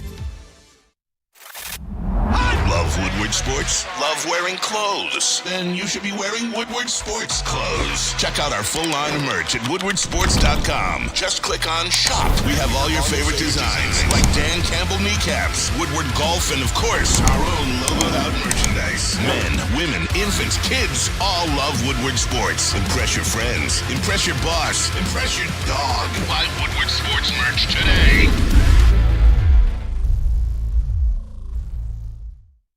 Hey, it's Stick from Woodward Sports. I'm out here at the Feldman shop, of course, you know, because they are #1 people. And the Ineos Grenadier, that's the new car that they got. But I got my man here, the Sun God. I'm not lying. His name is Amon-Ra. Yes, sir. Yes, sir. He sold me a car. Yes, sir. Yes, sir. What's up? Come see us out here, baby. We're in Waterford. We got the pre-owns all day. We got the Grenadiers, and we got new Chevys all day. Whatever you need, we got you. Yeah, and I went with this one. I like it. 2023 Durango. It's used. Only got like 30,000 miles on it. And this guy, man, I was like, listen, this is my price. You either make it happen or I'm out of here. Easy. You know what he did? Went to his boss. He's like, I'm making this happen for this guy. Came back, threw the contract on the table. Now I'm in the whip. Yes, sir. Sign, drive, 0 down, easy money all day. All right, Feldman, what's the address here? Do you know? 5300 Highland Road, Waterford, Michigan, 48327. Open until 6 o'clock every weekday except 9 o'clock on Mondays and Thursdays. It's 4 o'clock on Saturdays. Only day we're not here for you is Sunday. Every other day we're here to get it done, baby. And his legit name is Amon-Ra. I'm not lying. It was destined. It was meant to be. Woodward Sports found this guy. So thank you very much, man. Enjoying the car, and the kid likes it too. It's nice and safe. No one gives away more cash and prizes than Woodward Sports. You don't believe us? Here's our latest $10,000 winner. You know, you guys posted, hey, if you guess all this stuff right, you know, we'll give it's $10,000. I'm like, okay, well, why the hell not? And the winning doesn't stop there. How about our Outkick Your Coverage winner? I think you won. We got Tully, everybody. David Tully. This guy's got a hot girl. Bigger prizes, bigger giveaways, cash, merch, tickets, and more. All from the biggest sports network in Detroit. No one does it bigger and better than Woodward Sports. Make sure you're following, liking, subscribing on Instagram, Facebook, X, and YouTube for your chances to share in the winning. From Detroit's #1 sports network, Woodward Sports.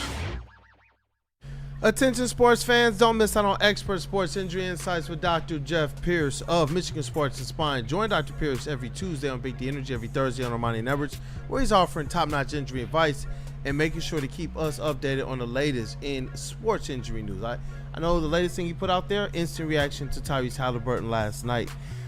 Trust the guy that D-Man trusts, because Dr. Pierce is here to keep you in the game and performing at your best. For more information, visit MichiganSportsandSpine.com or call 248-426-9944.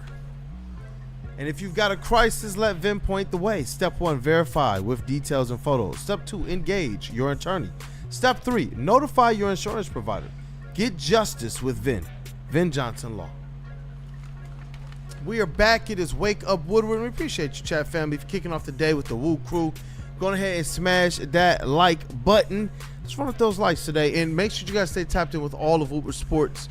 We got Kavasi Chase in the sound booth, Woodward Sports MVP, JB Smooth in the TD booth, T Foster Legend and Willie B Smooth in the building. I want to help you and guys shout out with to our something. brothers, KG, Matt Brother, and that dude. You mentioned Buddy, you going to Ain't Buddy's trying Pizza.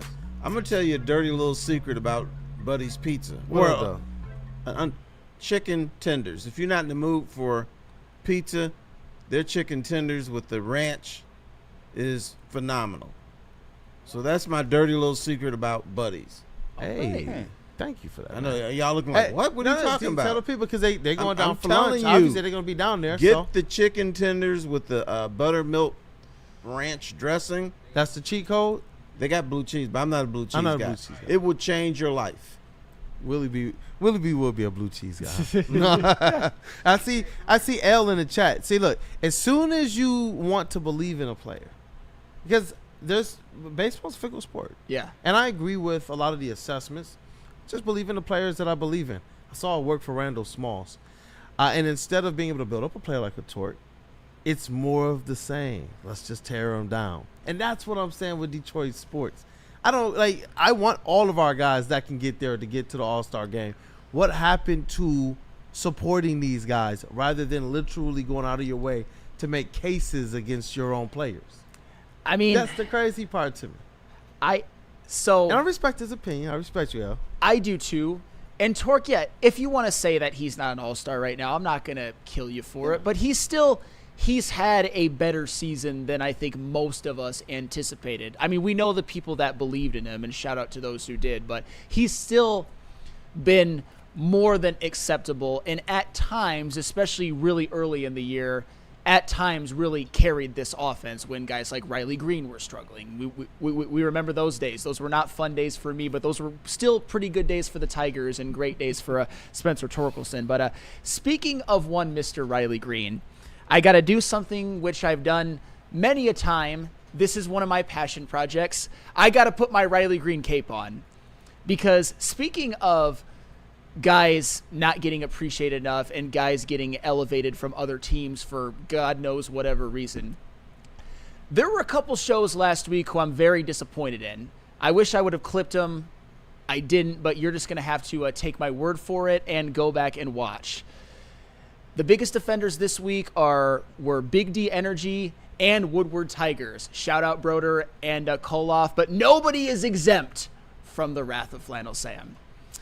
Remember the series last weekend where the Tigers lost to the Cincinnati Reds? And Ellie De La Cruz, he had a phenomenal series. Nobody's taken that away from him. The takeaway on Monday's show from Sean, Spencer, and Neil was just, oh my God, Ellie De La Cruz. Did you see all that he can do? He's 6'6". He's a shortstop. He can run. He's got all the tools. Oh my God, Ellie De La Cruz. He's dominant. He's a superstar. Blah, blah, blah, blah, blah. Riley Greene, he's a good player. He's an all-star, but he is nowhere near Ellie De La Cruz. And then Sunday, Woodward Tigers. I got to go at my guy, Matt Broder. Shout out to you. If you want to call in later in the week, we will give you a chance to defend yourself. But Woodward Tigers was even worse. Nick Koloff had the audacity to say that he thinks Riley Greene is a superstar already. And for the record, if you don't think so, I'm not going to kill you for that. He's certainly a budding superstar. Broder responded with, Riley Greene has star potential, as in not even a star yet, and listed examples of superstars as Juan Soto, Shohei Ohtani, right, and then Ellie De La Cruz. What is it with this guy, Ellie De La Cruz, that just causes our fan base, and particularly Gen Z fans, to just fap all over themselves? Is it because he looks cool? Is it because he's got more tools in his tool bag? Probably. And obviously what he did at Comerica Park, that was superstar-like. But when you really crunch the numbers, it's really not that far apart. And in some cases, Riley Greene has actually been better and is still better. Go to the 2024 stats, Mr. JB Smooth. And I left one out specifically. We'll address that later. The 2024 season, Elly De La Cruz, 25 home runs, 76 RBIs, a slash line of 259, 339, 471. That's average on-base slugging. An 809 OPS, a 5.2 WAR, led the Reds in average home runs and hits. That's a very fine season. Riley Greene, in my opinion, had a better season.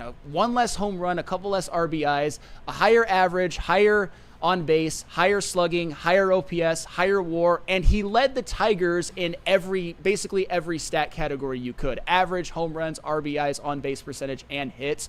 The Reds did not make the playoffs. The Tigers did make the playoffs. And I'm not saying it's Elly De La Cruz's fault necessarily, but the fact that Riley Greene did all of that on a playoff team should give him a boost. How about 2025? This season where Elly De La Cruz is just this super duper uber boober star, and Riley Greene, he's a good player. He's an all-star. Elly De La Cruz, 17 home runs, 52 RBIs, a 265, 343, 493 slash line, an 837 OPS, a 2.5 WAR, leads the Reds in home runs and RBIs. Very good year. He's going to be an all-star. He deserved it. He deserved it last year as well, as did Riley Greene.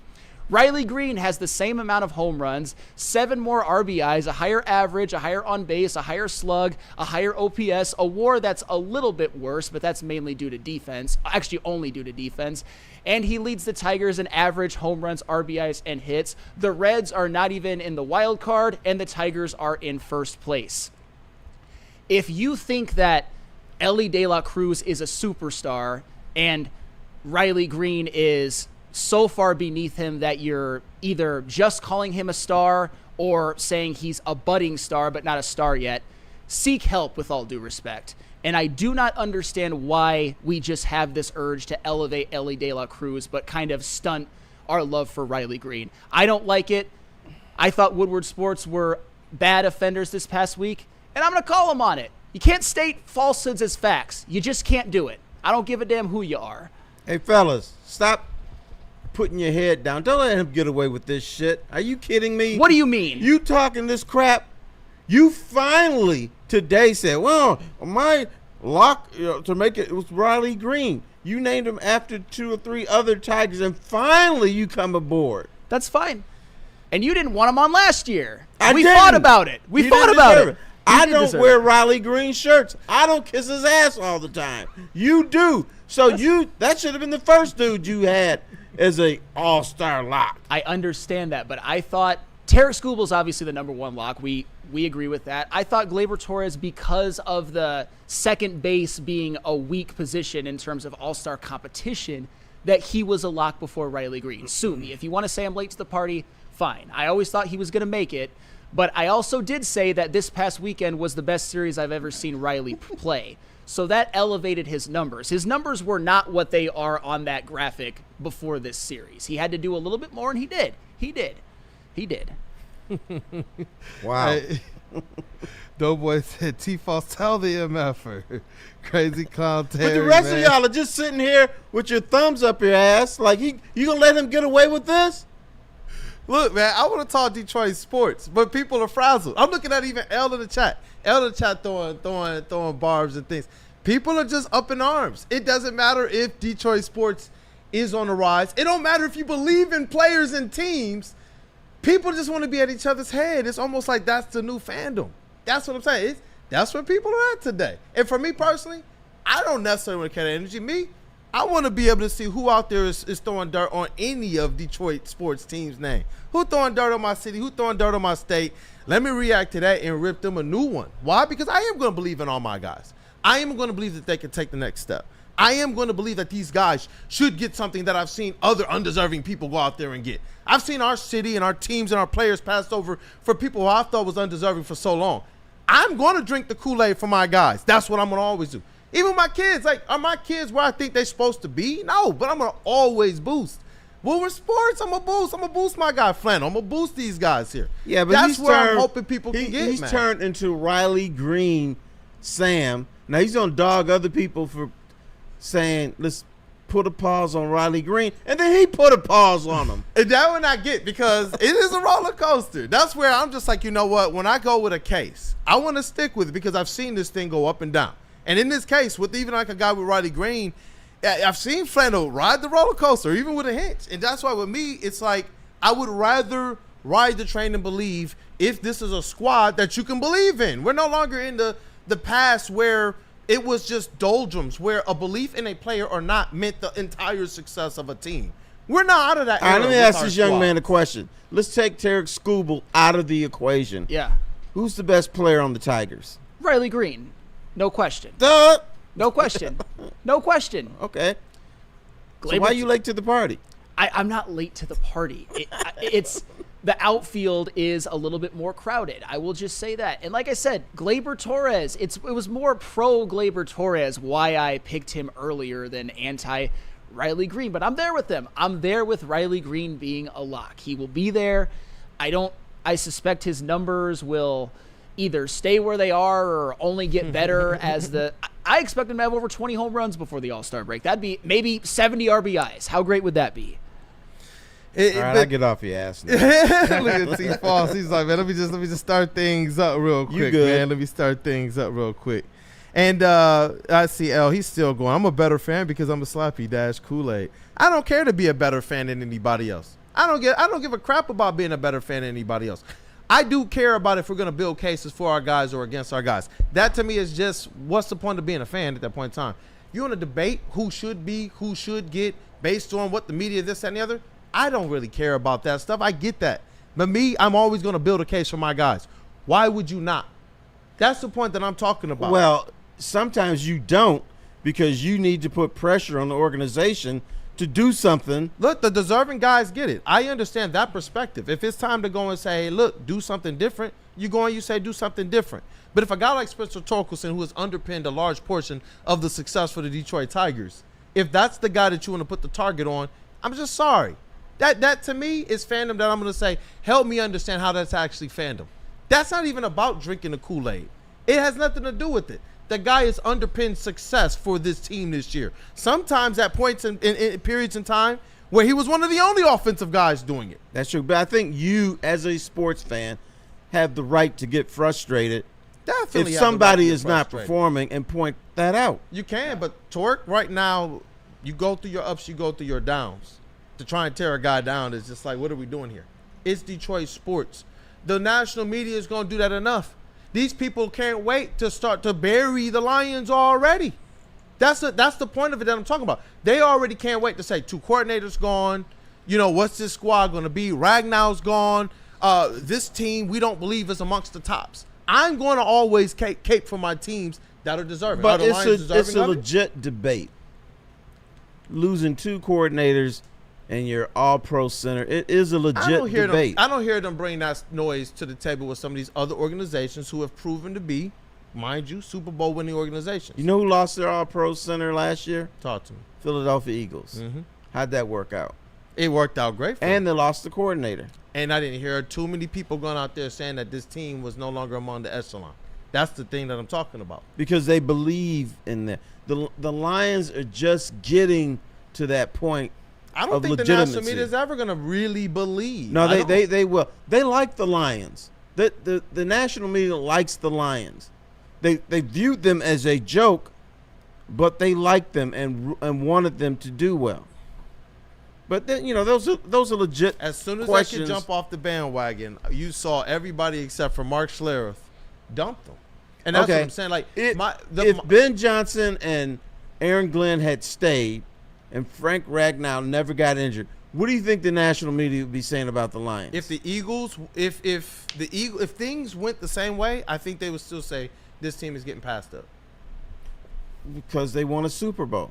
Eagles won a Super Bowl. The Commanders beat them in the playoffs. I do. I think that teams. That's what people say I think here. national media was ready to bury. But that's what I'm saying. It used to be a situation where in Detroit sports, we would reject those notions. If we see that our squad has it, we would stand for that. All right. Warts and all. Who's the king of the NFC right now? Lions. Eagles. I'm sorry. I thought you said North. No. Eagles. Eagles. Yes. Eagles. You have to recognize the Philadelphia Eagles. No matter what the Lions did or didn't do, Philadelphia Eagles are the squad. I tip the cap to them, but the notion that the Lions are not a top NFC team and is going to be a team that may even struggle in their own division, this is the national consensus. That's wild to me. That's what I'm saying. Well, Quick I to bury. think people are still saying they're one of the top teams in the NFC. But for whatever reason, people always want to put the Chicago Bears at their threat. The Chicago Bears have been a threat for the last 6 years and haven't done doodly squat. That's fact. I'm tired of the Bears. That's fair. That's Yeah. fair.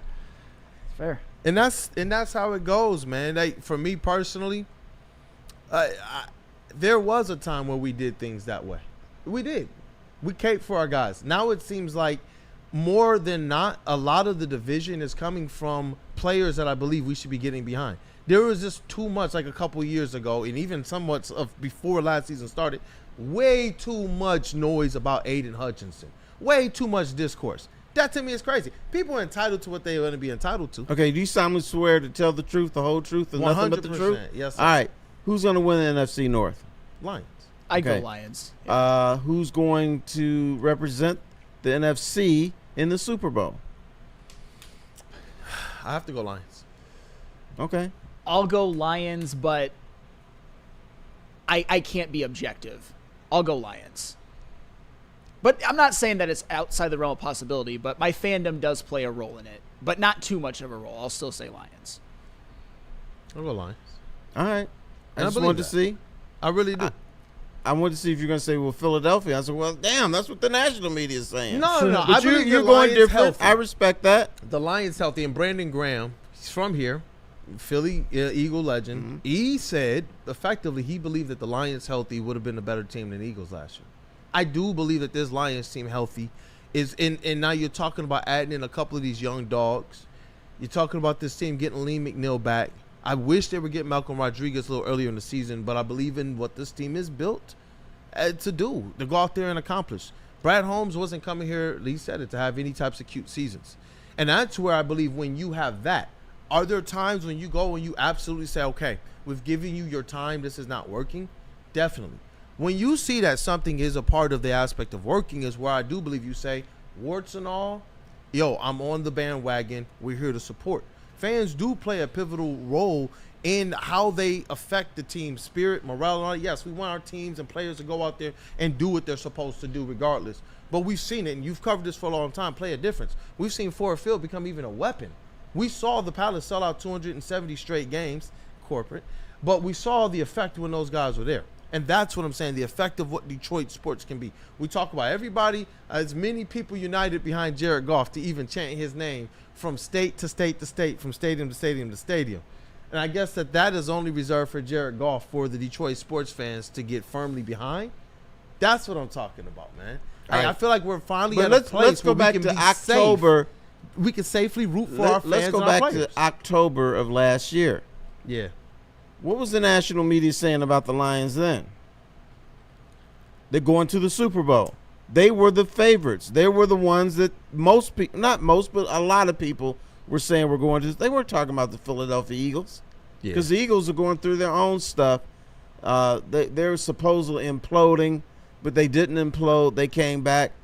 And you know what? The Lions were not in the same position as the Eagles last year, so they got a better shot of rebounding than the Eagles did. So, I mean, we don't know what's going to happen. I wonder what the people think too, man. If they're on the bandwagon of the Lions, if they do believe that they're about to get upended again in the NFC, because I do believe that getting so close year after year is going to start to set in a little bit weird for Lions fans who we've never even experienced this. But you get so close, and I'm seeing it in the chat.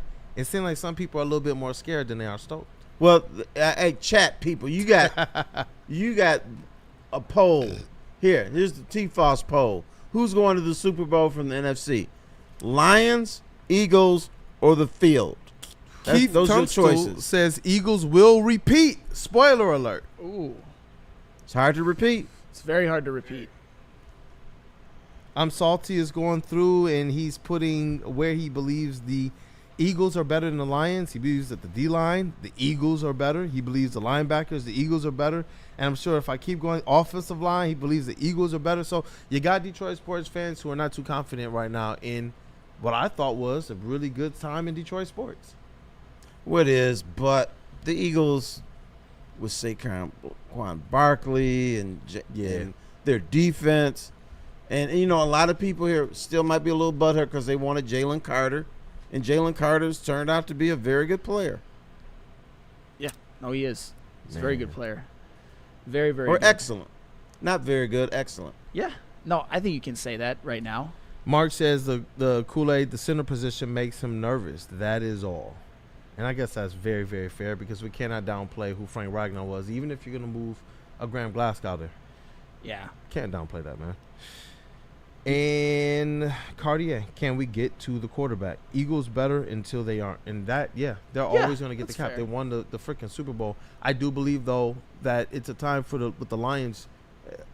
I don't believe in the notion of just kind of throwing in the cap, throwing in the ring. Oh, this team ain't going to make it. Starting to pick on the players who are not the most perfect and things of that nature. This team is a Super Bowl built in caliber team put together by Brad Holmes. That's the thing. Think about how much people cried and complained 2 years ago at that deadline. I remember all of the people in the chat saying this team is not going to win even a playoff game because Brad Holmes did not go out there and do what? Brad Holmes didn't go and get the edge rusher, the pass rush help. Instead, this team wound up 20 minutes away and a drop pass away from the Super Bowl. That's what I mean. What if you could have just enjoyed the ride, but instead you got people for the last half of the season who was bashing Brad Holmes? Literally. Brad Holmes believes in Marcus Davenport. Do you? No, I don't. believe in I Brad don't. Holmes' belief in Davenport. I did say although I did say on a show not that long ago that because Brad Holmes made the move and because Za'Darius still isn't there, that he's comfortable with Davenport, and it actually wouldn't shock me if Davenport has a season in where he at least gets maybe 5 sacks and plays 12 games, and then Brad Holmes, even though I love what he's done, will give the most insufferable victory lap press conference that we've ever seen. He tends to do that. Love him as a GM. Think he's a little too petty for my liking. I'm salty. Says I'm not scared either, but I'm not a dumb slappy that thinks Lions Super Bowl every year and when they have 3 playoff wins since 1957. There's so much to unpack there because I understand the sentiment, but I feel like this regime, like you've continued to champion, is just a completely different team from an entirely different multiverse than the Lions of the past. They do everything different from top to bottom, and they've already had far more success and broken so many records than any of the other teams before them. So I almost look at these things as 2 different regimes or 2 different, completely different eras in which this Lions team is one that you can believe. They have been Super Bowl contenders the last 2 years. And I don't think that it's a sloppy take to call them on How this long year. are we going to go every offseason, Brad Holmes? What a dumbass. And then when the season is finished, you're like, oh, those are great moves. What was I talking about? How many more years are we going to do that? But that's the thing. With L, what I was saying earlier with L in the chat was exactly that. There were times, that's why I brought a flannel. There were times when we were saying things like, hey, you know what? He was saying Riley Greene, maybe he needs to spend some time in the minors, or AJ Hinch needs to be fired. I was sitting on these I'm coming over to Kool-Aid. You're good. Listen, I drank a little too much of the Killian Hayes Kool-Aid. I had some pretty big fights on these airways. Really be looking at me crap. I tell you, those are probably some of the biggest fights. You know and what I didn't fight you, but I was secretly making fun of you. Forgive me. But I just know my man shot 16% from the field at one point. I was doing some. It was just a little bit too much Kool-Aid, but that's what I'm saying. I get the spectrums on both ends of it, but that's where I believe we're in a safe place now, to where just believe in your guys. Even if it's Torkelson, who might be in a slump right now, there's been times where I know what people thought he was going to be coming into the season, and he just was much better than that. I believe we're in a place right now where we do have the teams and the players, at least 3 of the teams and the players, to actually believe in the guys that are showing the promise and to be a part of the positive energy pushing them forward, rather than looking like a fan base of crabs in the barrels, which we have been for 15 years, but rightfully so. There was nothing going on. Now you got everything going on, and the worst of it is hoping that the legendary Steve Yzerman can push a team teetering on the playoffs, just on the brink of it, over the top. And then we have 4 teams that are realistically going to be in a position, in my opinion, to win it all in their sports within the next 5 years. You know, I want to ease your mind today. Spencer Torkelson will pull out of his slump. Spencer Torkelson will make some big plays this year because he's thinking the game differently. His approach is different. And I don't care who you are in Major League Baseball, you're going to go through a slump. Aaron Judge, Ohtani, I don't care who you are. You're going to go through a period, could last 2-3 weeks, where you're like, damn, nothing is working. And then all of a sudden, boom, you're back to what you used to be. That's just baseball. Well, and to your point, Terry, when it comes to Torque, there are some things that are problematic. Like, you look at him throughout his whole career, it's been consistent. He's a low average guy. However, I've said it and I've been consistent even throughout this slump Torque has been on. He is different. It's not the same as it was last year. He's barreling up more balls. He's walking. He's impacting. He still manages to get on base at least a time or two, usually per game, even though he's not hitting. And, of course, his power is – he's on pace to set his career high in home runs as well. Does that mean that he's going to make the All-Star team this year? Not necessarily, but does this mean that Spencer Torkelson's season up to this point has been a massive success? Abso-freaking-lutely it has. And you know what this means? The fact that he's been on a slump for a little bit, and you kind of saw glimpses of it yesterday. The man is due. I'm calling for at least one Torque bomb in the series against the A's. Hey, let's lock rock. it in. Let's rock. Let's rock, man. Make some money, folks. And I'm looking at the chat too, man. It's a lot of different perspectives coming in on this as well. But Grim, we ain't getting Trey or TJ Watt. We got Davenport. Please be our pass rush. Oh my gosh, I see you in the chat, Grim, man. There's a lot of people who aren't confident, and I wonder where people's minds at, where their mindset is as it relates to the overall check of Detroit sports. Because I see people now, they want that itch for their team to win it all, and I get it with the Lions. We've never been able to even talk about this type of football or even being a team that can be considered as an actual realistic Super Bowl winning contender. But I'm seeing some people, T and Flannel, who they seem just a little bit more scared or cooled off right now in Detroit sports than I thought we would have been, knowing where we are with all three teams. 3 of our teams made the playoffs. The 4th one is right on the way. It's just tough because obviously the Lions are in Super Bowl expectations, and that's something that can get uncomfortable.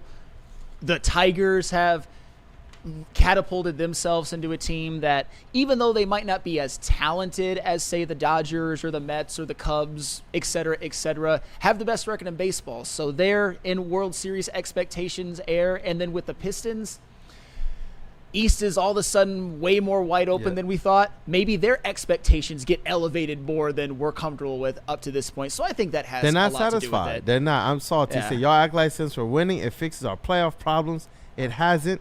It still sucks.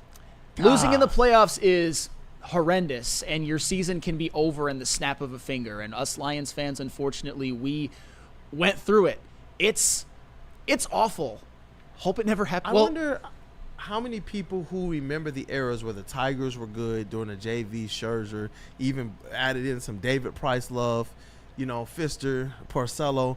Like, the Pistons won a championship kind of early in that tenure. The Red Wings were doing some things. I wonder how many people who have that perspective, I wonder if they're more patient with what we're seeing now or less versus the people who haven't had that perspective, have been getting beat down for the last 15 to 20 years. And realistically, you're like, bro, when is it our time? Talking about like some of the young fans in this. I wonder. I wonder. Yeah, because it used to be around here in the spring, the only thing we debated was who's going further, the Red Wings or the Pistons this year. And it was a fun little game to play, and you never knew. Sometimes it was the Wings, sometimes it was the Pistons, but you knew they were both going to make runs. So who was it going to be? It's an interesting time, man. It's an interesting time. And what were you going to say about that? No, just, those were from about, 1995 to 2008. Or actually, 1989 to 2008. This was a pretty good place to be. 1988, 89 to 2013. this was a really good place to be a sports fan. Unfortunately, the Tigers never cashed one in. Obviously, the Lions didn't. But we're talking about 7 championships combined between the Pistons and the Red Wings. That's kind of what a time to be alive. And that's a very long run. And I think what happened, some of the older fans got a little spoiled and angry or hangry because you were used to at least one of these teams making a big run. But when nobody is doing anything in Detroit, where we have expectations, people get upset, and I understand that. I used to have a friend named David Steele. We used to call him the Man of Steel. He wrote columns in Oakland, and he envied Detroit people because he said, y'all have expectations. You care. I could write, tear down the Coliseum next week or send Oakland to Timbuktu, and nobody cared. You do that here, man, you got a riot down Woodward. JB, I know we got like 50 friends to say what up, though, too, man. We got quite a few, so let's do White Claw Tour and Lady Jane's right now. That's right. Calling all Tigers fans, join us for the White Claw Tigers Tour. Woodward Sports will be hitting 4 of the top bars in Detroit to watch the Tigers game live on the network. Join a whole bunch of the crew on Sunday night, June 29th, for our 3rd stop on the tour at Old Miami Bar in Detroit. Be part of the fun and see our reactions live on Woodward Sports Network to one of the hottest teams in baseball. Yes, one of the hottest teams in baseball. It's okay to cheer for those guys, including Torek. It's the White Claw Tigers Tour, brought to you by the White Claw and Vin Johnson Law. And guys, let's be honest, we like simple stuff like gimmies on the golf course. We like uncomplicated, like Lady Jane's haircuts for men. Walk in, sign in before you know it. You are handsome and clean. Lady Jane's is open 10 to 8, 7 days a week. Walk in anytime. It's wicked awesome. How do people feel about getting a Planet Fitness membership for $15 a month? How do they like working out in a clean and spacious gym that's filled with equipment for every workout? And how about free fitness training in the judgment-free zone that leaves them feeling energized all day long? Join Planet Fitness today with the free PF app, online or in club, and start getting that big fitness energy for $15 a month. Head to WoodwardSports.com and click on Shop. Get the latest in Detroit sports apparel and exclusive Woodward Sports gear. WoodwardSports.com can get the whole team outfitted. Love the Pistons, Red Wings, and Tigers? We got something for you, too. Shop online at WoodwardSports.com. It's part beauty, part beast. It's for those who dare to be different, for those who want to stand out, and for those who are built for more. The all-new Ineos Grenadier combines strength and style for an unmatched driving experience. Sold exclusively at Feldman Ineos of Waterford.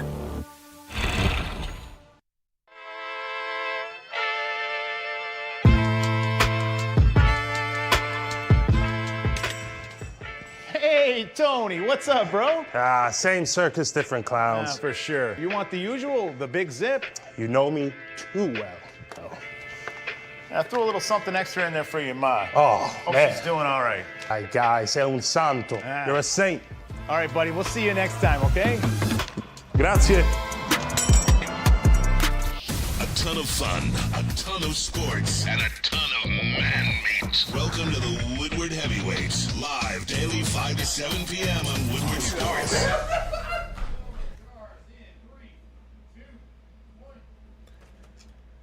Enjoy Loom Cannabis refreshing summer favorites like watermelon, cherry, strawberry, or cool off with 2 new summer flavors of buzzin', raspberry, lemonade, and peach. Crack a can, take a sip, and catch a buzz. Available at any of Loom's 38 locations across Michigan. Use code WSN30 off for 30% off your entire order online or in store. Go to www.loom.com today. Feldman Chevrolet is Michigan's #1 Chevy dealer with 5 locations in Novi, Highland, New Hudson, Livonia, and Lansing. This month's specials include a 2025 Silverado 1500 Crew Cab lease for $149 per month or a 2026 Equinox LT lease for $209 per month.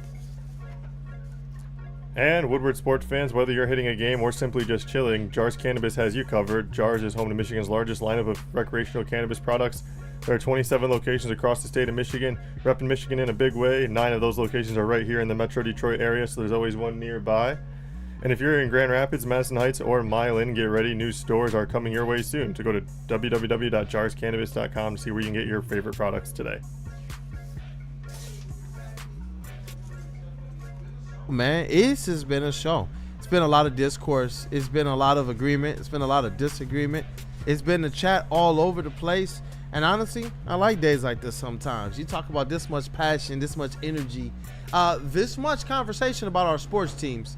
And, you know, it's interesting, too, because it's this much discourse about Tigers, too. That's the crazy thing. There used to be a time on this network where if it wasn't Lions, it wasn't anything. And now we're to a point in Detroit sports where we realistically can get passionate about our teams and really have real debates. Not like, oh, man, Cade Cunningham didn't win Rookie of the Year. Now we're actually talking about, are these guys all-star worthy, which I think is more indicament of what Detroit sports is right now. The temperature is hot, both outside and proverbially for Detroit sports, and I love it. I love the banter. So definitely shout out to L, shout out to everybody in the chat who, you know what, make their opinions heard. I love this type of stuff. Oh yeah.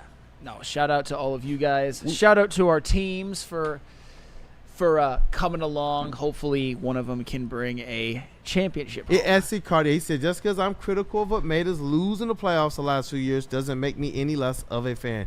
And he's 100% right on that. Let's we want a few questions? Yeah, let me see if we have any. Did we miss any super chats? You know what, fellas? You can have this debate during the show. What makes a quote-unquote real sports fan? Because I think some people have it twisted. I mean, you're always supposed to agree with your team. You don't have to do that. You can disagree with your team. You could be angry with your team because they don't treat you right all the time. So you don't have to be 100% loyal to be a quote-unquote good sports fan. I think there is actually something quantifiable to that, in my opinion. I think in order to be a good sports fan of like your team, let's just say I'm a Detroit sports fan, you can get frustrated at times, you can be critical. But what you can't do, here's a good example. You're a bad sports fan if you still say or have been saying in the last couple of weeks or even throughout the whole year that Riley Greene can never get a big hit or something like that. That's just objectively false. You know what I'm saying? Or like Cade Cunningham has never had a clutch moment. Yes, he has.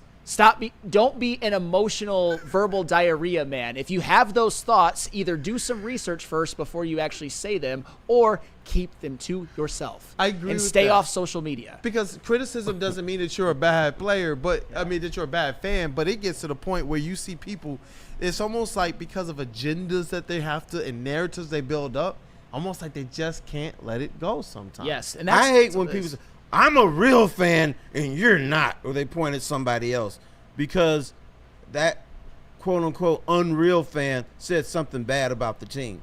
No, I think that we're all fans. It's all different perspectives. I don't put it past anybody who doesn't want to see it the way I see it. And I get it. There's going to be a whole lot of differences. It's what helped to spur my belief in the Pistons through some pretty trash years. And it could have proven me very, very wrong. It really could. Just like belief in Spencer Torkelson. It could prove me very, very wrong, but I've just realized, isn't that what sports is about? When your teams give you the hope, that little bit of thread to pull on, don't you start to scratch at that just a little bit more. But you know what would happen if the fan base here became silent and they just let the teams do whatever they want without pushback? Oh, no, they got to push back. The teams would just disappear because I don't think these teams have enough gumption to do things on their own. That they need to be pushed by the sports fans sometimes. Well, let's look at the chat. What makes a good sports fan? Greg 2025. Go get a Detroit style pizza today. Preferably Buddies. Shout out to Greg. That makes you a good Detroit fan. Those chicken tenders are the bomb, I'm telling you. Let Very me little see it. secret. We just need to enjoy Detroit sports right now. We're literally one player away from multiple teams from getting a title. Cardi, we have a valid question, and I'm giving our team grace. I get that too. There's always going to be valid questions, valid criticisms, and you have to. You're right, because you got to hold the organizations honest. But where is it like too much is too much as it relates to Well, building a case against the player? It's like, let's say a team is on a 10-game winning streak, and you're nitpicking the 10-game winning streak. That could be a little bit too Yeah. much. Detroit fan man, I think he actually wins this one. He says, "What makes a real sports fan? That's easy. ... FTP." And that one takes the cake. I mean, F the Packers. That makes a great Detroit sports fan.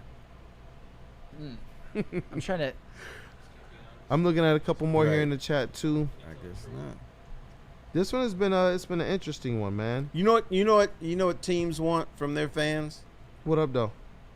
Pay it the money and shut up. Unless you're at the game, cheer for us.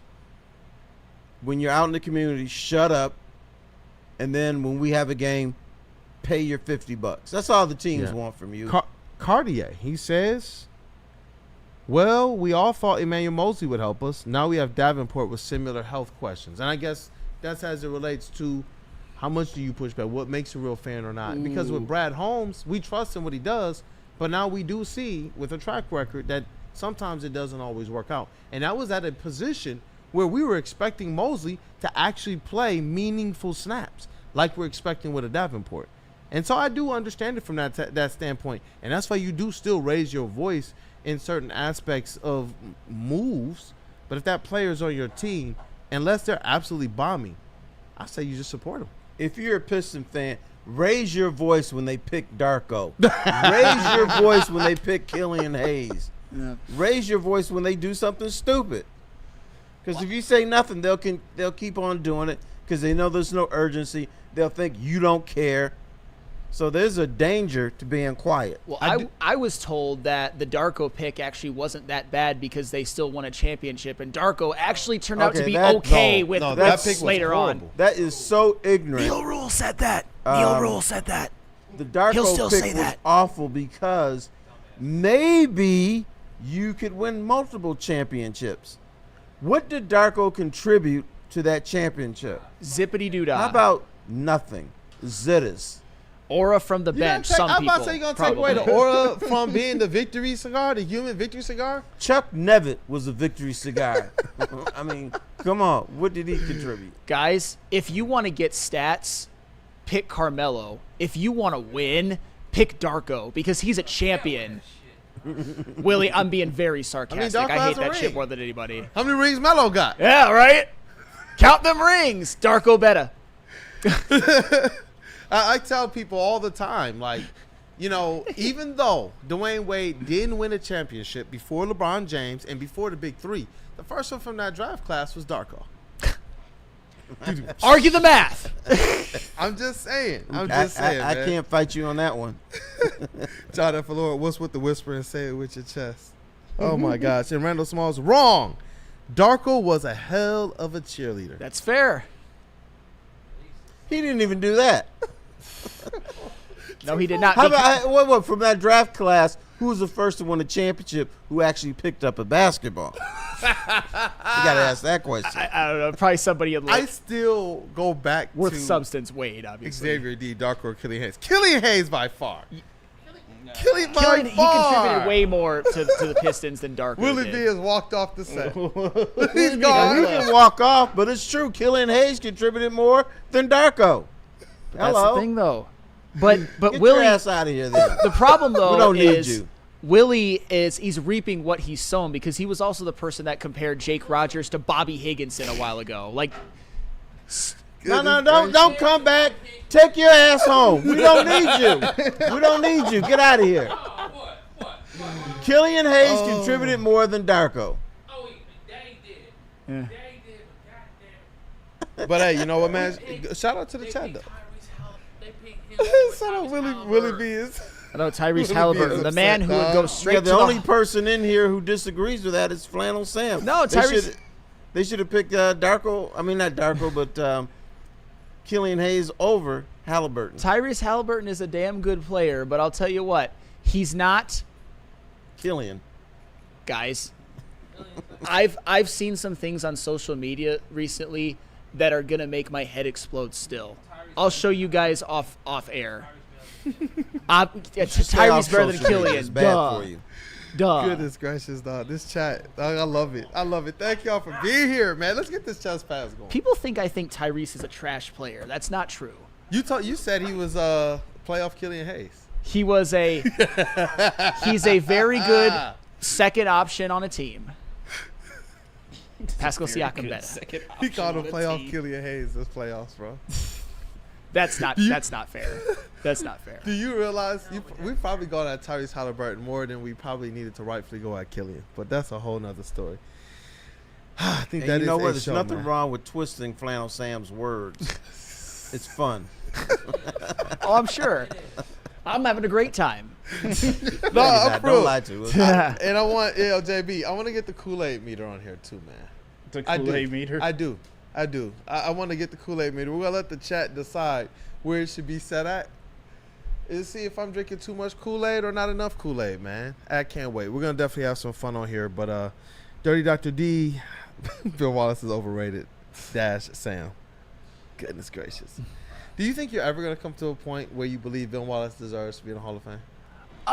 No, because there's nothing more he can do.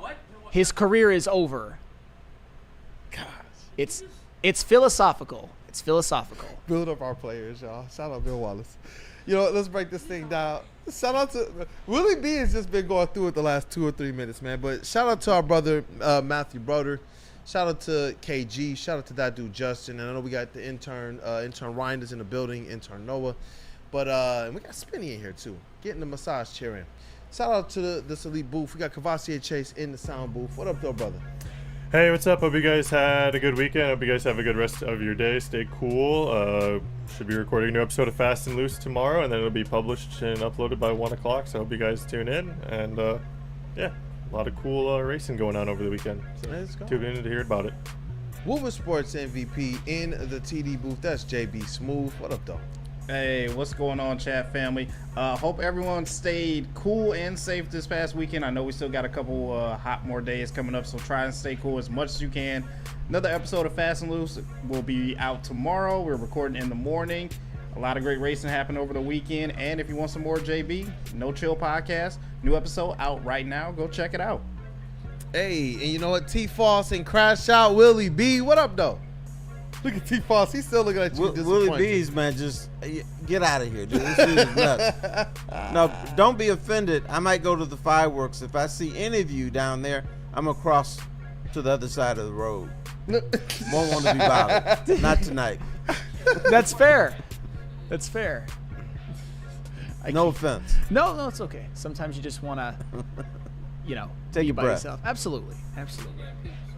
What up, though, Willie B? Say your last words to the people for today, man. I've been awfully quiet for water. All right. Yeah, it's all good, man. It's all good. It's just like to be silent. One of those silent days, but killing Hayes, and get real Tyrese Haliburton. It's been a interesting day in sports, but man. Let's just say the Pistons are going to do well with the draft picks like they've been doing that the last couple years. That's why I give Weaver a lot of credit, bro. I really do. I feel like his drafting in this concentrated amount of time is the best it's been since Trader Jack. I really do. But I really do. Flannel Sam, I see you over there, bro. We're going to go through it on the side street one day. But Flannel Sam, the vet of the squad, vet of the network, 1/3 of Woodward Wings. All sports, no one lover. What up, though? Hey, shout out to this show. Shout out to man. There's actually not much going on in sports tonight. Tigers off. No more NBA finals. So I will just end you with this. WNBA, everybody. Hey, shout out WNBA. Phil, I was the one who timed you out, and I just did it again. Here we go. Cry harder. Cry harder. I know you love when I do this. Look. I know you've threatened to come here. Do it. What's wrong with you, Flannel? I'll hit an old man in public. Don't think I won't. Phil, I won't Sam, hit anybody. It's all right. It's all right. Look, bro. Coming in here just talking shit the whole time, not being productive. You've been doing it for so long and then playing the victim like the bitch-ass fucking coward that you are. Get out of here, dude. I hope you... we don't want you as a fan. Get the fuck out of here. I've been just looking at Spinny the whole time. Spinny is over there. Chat family, look. It's your boy Brandon Dan, K Detroit Kool-Aid, your credential Pistons reporter and writer for the network. And you know what? As I build up my Detroit players, I'm also building up my Detroit chat family as well. Warts and all. Love y'all, man. Hey, have a good day. Smash that like button if you ever got the opportunity to, including you, Phil. Have a good day, man. Be blessed, you guys. It's been Wake Up Woodward. Stay blessed. God.